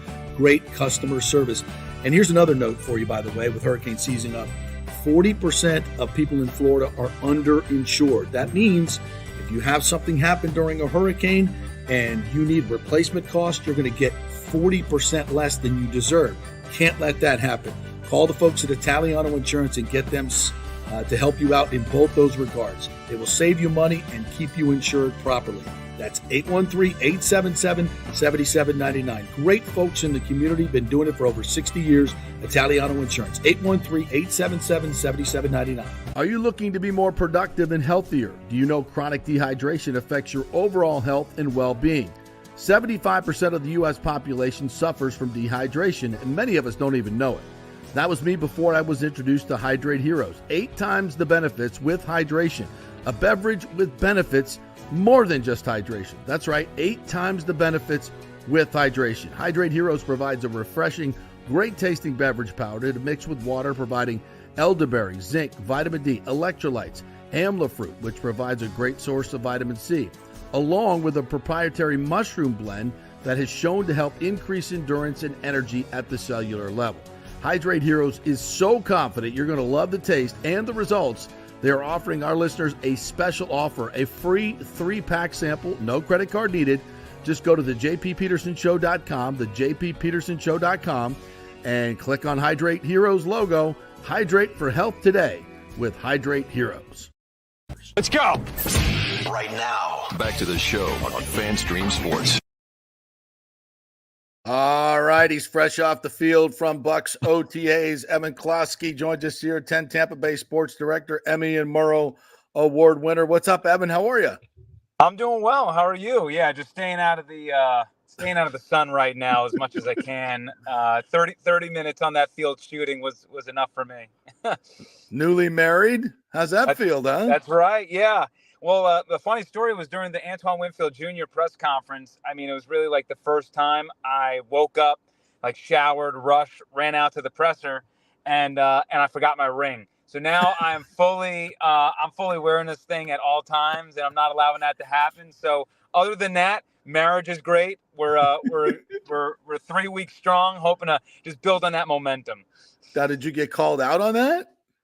Well, people were asking me at the press conference how I was sweating all this stuff, and they're like, "Where's the ring?" And I was just like, "Look, I'm an idiot. My wife's giving me a full month of leeway before she's gonna really get on my butt for getting that thing." So I was like, "I'm still in the good zone here." The honeymoon phase, yes. June 4th, I'm on my own.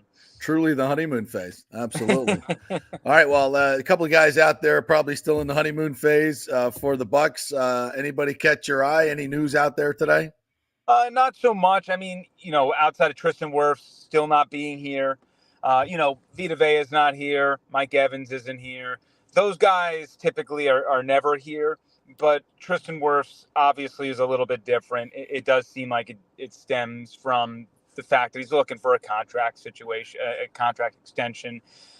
Whether that's resolved or not remains to be seen. Typically, as you know, it'll be resolved. I mean, to me, it really makes no sense for this franchise to have any sort of negative energy entering training camp, especially with everything they did in the offseason of signing their own.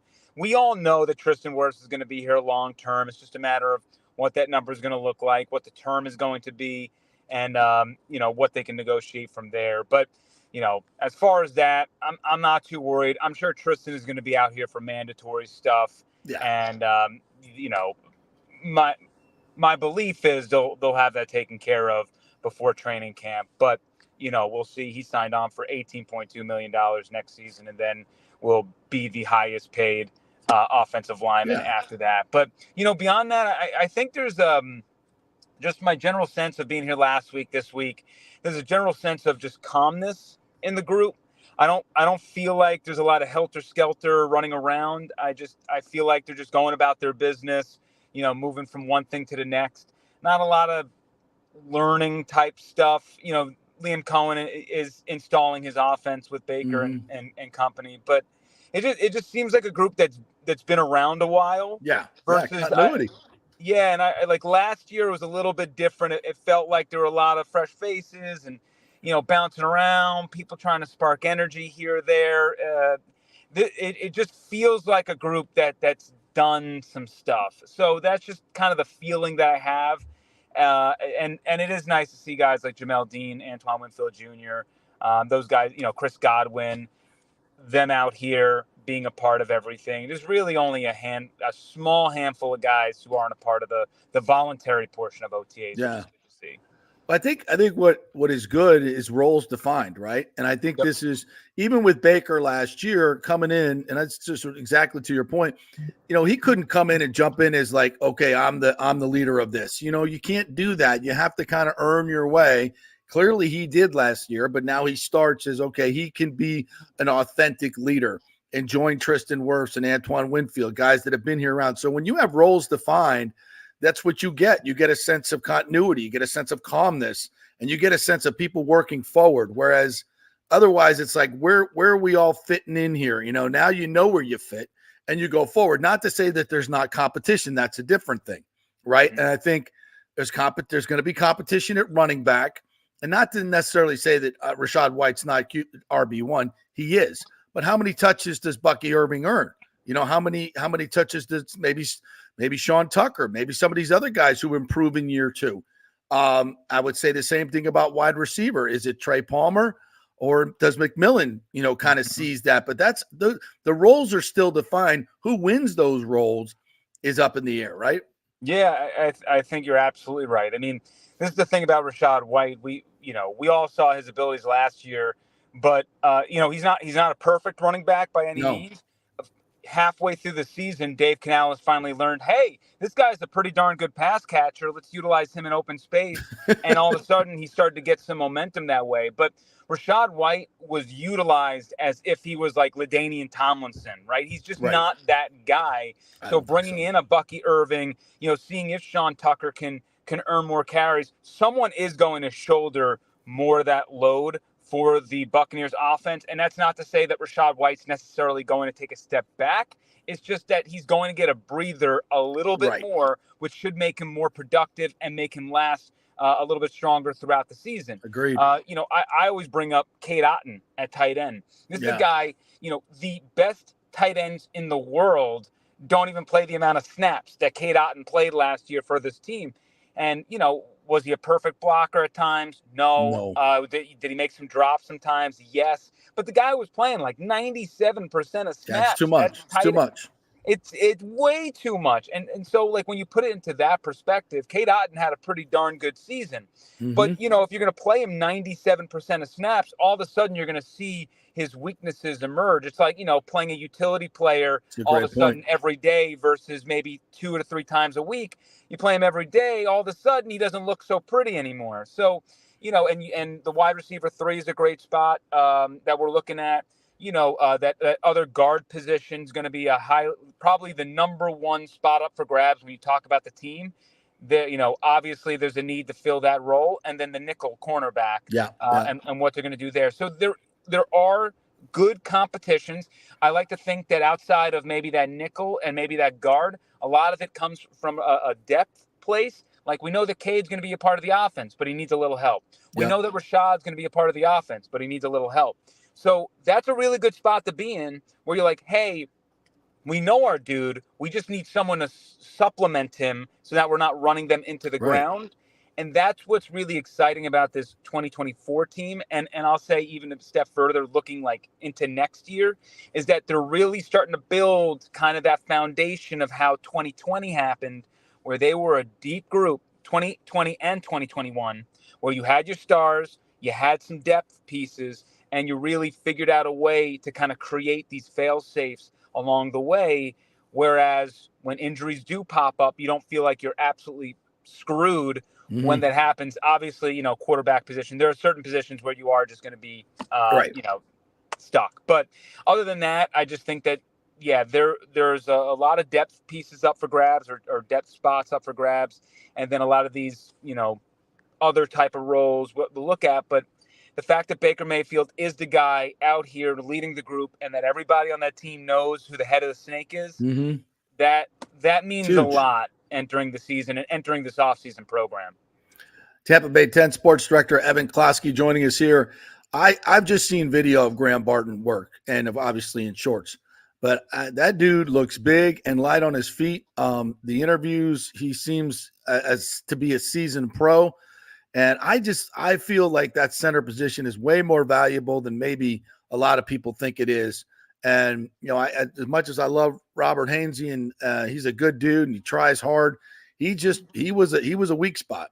And I think now it becomes a strength, or it will by at least the second half of the season. Because obviously as a rookie, you just got to learn things. But this guy seems to have everything you need. And I think it's an absolute home run pick at a position of need that this team got. What is your sense of watching him out there and listening to in the interviews you've done with him? Yeah, I mean, he's an impressive guy, right? Currently, he's playing with the twos in OTAs, which makes a lot of sense, right? Robert is a guy that has started back-to-back years at center, and you want to not put too much on Graham's plate if you don't have to. I think that's the real benefit of having a guy like Hainsey is, hey, you got a dude who's been in your position, has started, 34 games or whatever it might have you, plus, playoff action, and can really help you in this learning curve process. He's just bigger. I mean, that's just the nature of it. Hainsey's a smart guy, as you mentioned. He worked his tail off last year, but at some point, your size on the interior matters. Yeah. And when we hear, and we hear Jason Light mention after they picked Graham Barton of how Todd Bowles, dating back to the middle of last season, was saying, I need help inside. We are too small. That is a direct correlation to, Bob. And I think Barton's going to be a huge help for this team. Liam Cohen, day one initiative, says, hey, I am going to fix that running game. That's right. Yeah. I understand that we have not run well here. We're going to figure that out. We're going to make sure that we're better in that area. And certainly bringing in a guy like Graham Barton and also like Opeta and Bredesen, like all these other dudes who are just larger human beings, that should help on the interior. It's no secret that when Ryan Jensen went down, this team, that rushing attack on the interior went down with him. And so Graham is hopefully a step in the right direction. And luckily for Buccaneers fans, for this team, Jason Light, he believes in winning in the trenches and, defending both lines of scrimmage. And I think that he's built a significant amount of depth on this offensive line. And if for some reason Graham isn't having the smoothest transition into the NFL, they do have Hainsey there to step in, an experienced guy. There's also a chance that he can move over to guard if they're not liking how things are going. But I am pretty confident that Graham Barton's going to be day one, looking good, really solidified force on that offensive line. I'll take the bets that he'll start week one. Absolutely. Oh, yeah. And we'll see who starts at left guard. I think that's going to be a great competition as well. Is there a guy out there, maybe an undrafted guy or maybe a second year guy that you think is going to make a lot more impact than people would think? I'm on the FSU Kalen DeLoach bandwagon. I think they're going to find a place for him with his speed and instincts to make some plays on this team. Who's kind of caught your eye in that regard? I mean, I think Tyke Smith, he's a guy who's coming in pretty highly drafted, but yeah. I think that's a guy that, when you watch some of that tape and what he does, I can understand why he fits this Todd Bowles defense. He really he can blitz well. He's just that switchblade type of guy that Todd Bowles likes to utilize in his defense. He has Antoine Winfield qualities to him. Not saying he's a direct correlation, but he has similar instincts. I just think that he adds an element to the defense where maybe they were, obviously they were not that good in certain situational stuff last season, but they really needed some help with defensive backs. And I think that he's someone who, I don't know what his role necessarily will be out of the gate, but I'm excited to see how they utilize him because from day one, he might be the nickel guy, but he also has the ability to bounce around. So I'm just wondering what kind of things Todd Bowles can do when he's got, Antoine and Tyke and Jordan and a bunch of these, and even Zion, a bunch of these secondary pieces who don't necessarily have to be typecast into certain roles. Right. Yeah. So I think that's why I like Tyke so much, because I think that he's going to be a nice piece for Todd Bowles to utilize in just his defensive wizardry. I also think that, Zion's a guy that we've already pinpointed. He's entering year 3. It's time for him to step up. Yeah. Other than that, I'm really kind of focusing on the the defensive line of sorts. Yaya and Kalijah, I mean, we all are very high on Kalijah for obvious reasons. Yeah. But him and Yaya need to dominate, because I think the biggest weakness entering the 2024 season is the defensive line, especially just kind of pressuring the quarterback. Yep. Not so worried about the pieces they have on the defensive line, more so of creating that pressure. And Yaya led the team in sacks last year. Was that kind of being a fortuitous? There were a couple of sacks that kind of fell right in his lap. Yeah. Are we going to see him, reach double-digit Create sacks? more, yeah. Or is he going to be stagnant? Because someone needs to step up. Kalijah is going to have to be an interior force there and really help out. So those are kind of the things that I'm really looking at. As far as the undrafted pieces, not 100% sold yet on what's out there or who can make noise. I think we'll start learning some of those guys when we see mandatory minicamp and we see some of this stuff in training camp and really watch them pop. Yeah. But other than that, I'm still a little bit focused more on what they kind of drafted this year and liking the parts, and what I kind of saw from some guys last year or even the past couple of years. So given the schedule and the teams we're playing, Vegas has the Bucks at 7.5. I took the over last year and the division championship. I'm going to do the same again this year and make some money. I think this is a 10-win team, maybe 11-win team. What do you think? Yeah, I have them at 9 wins. The season's going to come down to that first half, right? Because the second half on paper should be a fortuitous stretch make for a them. run. They really have an opportunity hit after that bye week to, again, like 2020, hit a really strong hot streak, because the opponents will kind of land in their favor. They do run through a gauntlet at the start of the season. I have a tough time believing 7.5 is the number. It would have to take a couple of major injuries for that to happen. They're a little, right, like if Mike ever went down, if Baker ever went down, you can probably convince me about that 7 number. Agreed. But I don't work under, they're going to get injured, right? That's a complete hypothetical. So I don't see how, to me, a bad season's 8 wins. Like, looking at this group, I would agree. 8 wins, I think, is a bad season for them, which still gets me over that mark.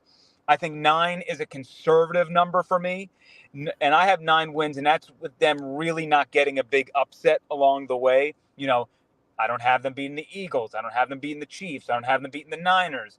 I have them splitting against the Falcons. I have them splitting against the Saints. So, that's me being pretty conservative of saying, hey, not even picking them to like win a huge game here or like upset Detroit on the road. I'm not taking that. I still think 9 is a pretty fair ask. And if they can just steal one of those games, now you're talking 10 wins. Yeah.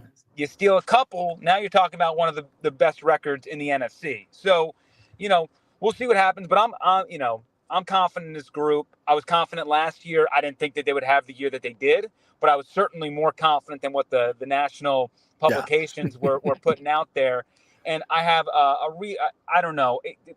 People are just on the national side of things bored because they signed a bunch of their own people. But a lot of these free agents were huge free agents that if anybody else had signed them, they would have been bragging that they had a Mike Evans, that they had an Antoine, Baker Mayfield, all of them. All these things. If anybody signed what we got back, if the Falcons went and stole all our players, everybody would be saying they're the favorite in the NFC. But since they're playing Tampa Bay, they're not. Okay. Fine. It's just how Jason Light likes it. It's true, and it's kind of good for him because he enjoys that more than getting the adulation. But he's keeping the receipts. That's the best part about Jason too. I just that's for me is I have a hard time believing that the Buccaneers didn't have a top 5 offseason off a team that had the year that they had, and we're gonna set the number at 7.5. It just in my head it just doesn't make any sense. I don't know. Like everything I look at, like 8 is the low bar. So I agree. I agree. I got 9 wins conservatively. That's where I'm going.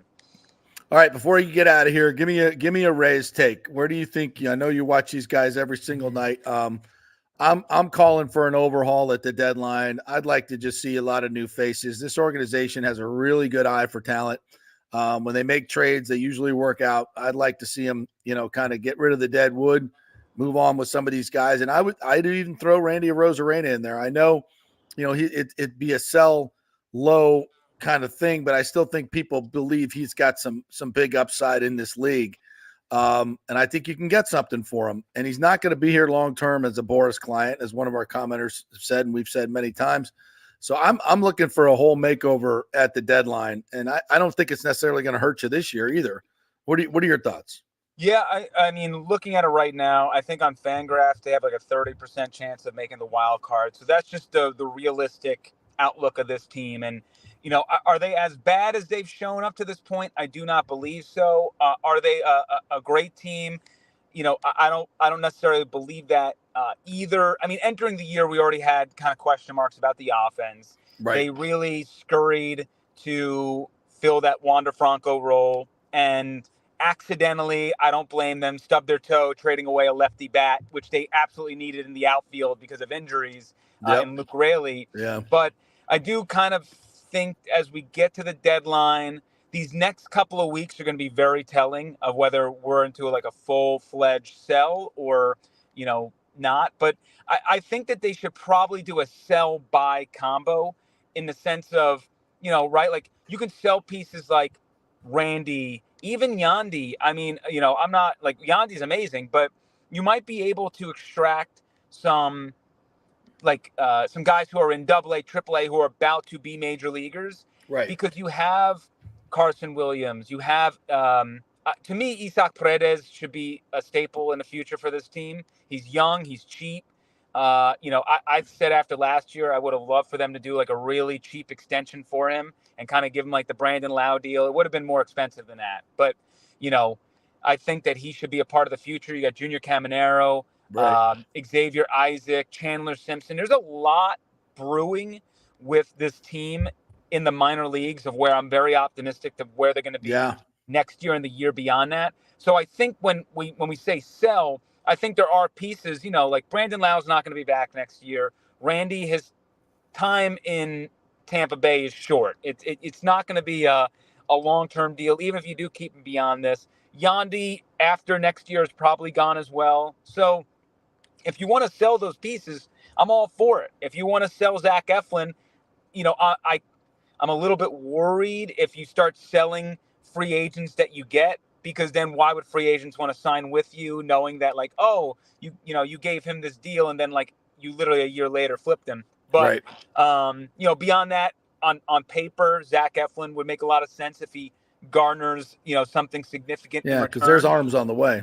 Yeah. Correct. So, you just, for the Rays, they just got to manage the market. And that's just what I think they do well. Exactly. Is they're not going to just sell to sell. They've been shopping Harold Ramirez for months. Nobody's buying. And they probably no would just versatility there. They would just, exactly. And they would just love someone probably just to eat the contract for them, and they'll give them to you. But no one's biting. So they're just waiting to see if a team is desperate around the deadline for a lefty hitting specialist. And at that point, then maybe they'll dump him. But they usually are not someone like people always yell, like, just get rid of Brandon Lau. It makes no sense. I understand his struggles, but they're not a team that's just going to flush money down the toilet. They'll utilize him. And if there's a market for him, they'll trade him.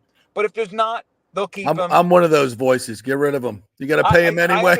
It's going to get to a stop level. blocking Junior Caminero. Well, the problem is my problem with Junior is he's just not a good defensive player, and his position is third base. Yeah. So, and you got Isak there, and it's like, okay, we'll put Isak at first. Well, now you got Yandy, and it's like Yandy probably is more fit to be a DH with the way that his body is. I mean, he can't really run anymore. But that's, the Rays, they don't want to bring up Junior to just sit him, or DH him. So they want him in the field, but they got to find a spot for him. They've tinkered him around middle infield. He's just too large. You don't think he could play second base? He probably could, but it's not going to be pretty. He's just not a great fielder. He can handle the hot corner, but at least like when he came up last year, I remember he came up and I went to the Trop and I went to go watch, I wanted to go watch him, obviously talk to the team, and I was watching him take infield. It was not good. They had him at shortstop. It was not good. Now he could have improved a little bit, but at Well, it least does from take a while to get used to that, especially the bad rug. The bad rug had a lot of nasty hops. Yeah, for sure. It just, I mean, but then even I saw him in Port Charlotte earlier this year, and he was working with Curtis Mead, and I still saw his not hands natural. aren't good enough. At least for, I mean, second base maybe, but I mean, it just I haven't seen it and I haven't heard it either. It seems like he's a third base, maybe a first baseman long term. He just seems like a corner guy, and they'll find a spot for him. Dude, they're gonna have to tinker. And I will say, if Isaac Paredes is probably gonna be their highest demand, it's the guy who I think that they should keep. But if they really want to make a splash and bring back a boatload, that's probably a guy they can clear the deck for. And bring in Junior, you lose nothing at third base, and you bring in prospects. So right, and get his bat in the lineup. Exactly. So that would be my counter argument to myself of keeping Isak. Would be like you can pretty much sell Isak, get double the prospects, and just bring up Junior while losing zero in the process in production. And I think it just retools your team, gives you a little bit of juice. And I think this team needs some juice. It just needs some different faces, some different juice. But they need a leader. They need they do. They need to. Those guys cost money, though, Evan. Those guys. Those Bryce Harpers are expensive. It just my thing is that they're never going to get those guys, but they need KK. They shipped off, and I think on a spreadsheet I understand it, but what he meant in that locker room, they didn't value it enough. Exactly. And I just think that they need a guy who's vocal and is going to say, "Hey, let's get our together, right? Let's go and get in some people's faces." And people, I love Zach Eflin. He's a leader by nature. But pitchers pitch once every 5 days. And guess what? If you stink it up, now you got to wait 10 days before you can, be about it. So it's just a different grind for pitchers to really be that voice to the hitters who are out there every single day, 162 games hitting the field. And it's like, you need someone who's in the trenches rallying up the guys. So I think that it would behoove them to maybe not think so much about what the impact is on the field with everybody, and at least get one person who can lead this group by example and with a mouth to really galvanize, especially during these stretches, because Cash can only do so much, right? It's got to come from within. So much. Yeah, it's got to come from within. All right, Evan, what's going on at Tampa Bay 10? What you got coming up this week? Well, right now it's quiet season, so we got OTAs, we got the Rays following that, but otherwise we're doing storytelling, and we're allowing ourselves to get into the community here the next couple of weeks. We've been out at U Tampa last week as they're making it to the NCAA tournament. Excited about that. We got a lot of locals in the NCAA tournament as far as D1 and softball for the Gators. So this is a good time to really dig our teeth into some of the things that maybe get overlooked during like football season or hockey playoffs. Yeah, absolutely. And so that's what we got cooking right now. UT baseball is just crushing it. They're headed to the World Series again. So Joe Urso's got them going again. All right, Evan, you can follow him at Closky, WTSP, ECLOSKY, WTSP. Great follow and great stuff. Keep up the great work, Evan. Thanks, buddy. Appreciate your time as always. Thank you so much. Anytime. All right. If you have not seen his work, by the way, and local work that he does, it does a lot. They give him a lot of time to do some commentaries. Really, really good. One of the best in the area. Highly recommend you following him and checking out his work. All right, let me get to the comments here before we get out of here. James says maybe a leader that doesn't need an interpreter. Yeah. I mean, and that nothing, not trying to be whatever, but someone who speaks English and can relate a little bit better to some of the fan base and maybe, that guy. Not that you need it, but it would certainly be something different. Nathan Elliott says Rashad White was trying to run behind a bad interior line and an inexperienced offensive coordinator was learning on the fly. Totally agree. I think the best he is a very, very talented running back that can make people miss in the open field or with a little bit of daylight. You can't, and that's why his yards after contact numbers are so low. When you meet 3 guys in the hole, there's nowhere to run. It's hard to make a miss. He can definitely make one guy miss, but the rest is hard sometimes. Villa's working out with Sue. They live a block from each other. Yeah, and I hear Vita Vea looks great. He's slimmed down. And, think of Ndamukong Suh, how he extended his career to age 36, 37 as an interior defensive lineman. That would be really huge for the Buccaneers if they can, because at this rate, Vita Vea is not going to be able to play through his contract. And I think he realized that. That's going to be huge for the Bucs if they can slim down and become more effective. Rick said he had to go back to the Mons to find his ring. Who was that? Evan is on. Yes, indeed. Let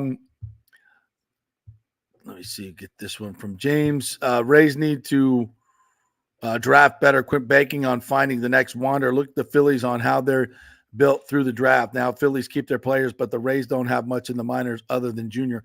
I don't know. Xavier Isaac, that kid, that big first baseman, what a sweet swing he's got. Wouldn't it be great to have a slugger at first base that can play the position and just, hit you 40 home runs, drive in 110 every year, man, for a long period of time? That would be huge. All right. Thank you, guys. Appreciate y'all jumping in here today and putting up with my producing. Thanks to all our great advertisers as well. The Jeeves Law Group, JE. Please visit their website, contact them, get a free case evaluation. Bay Area Modern Medical Center, BAMMC.com. That's right, it's Testosterone Tuesday. We'll hear from Chris Lugo a little bit later on in the week.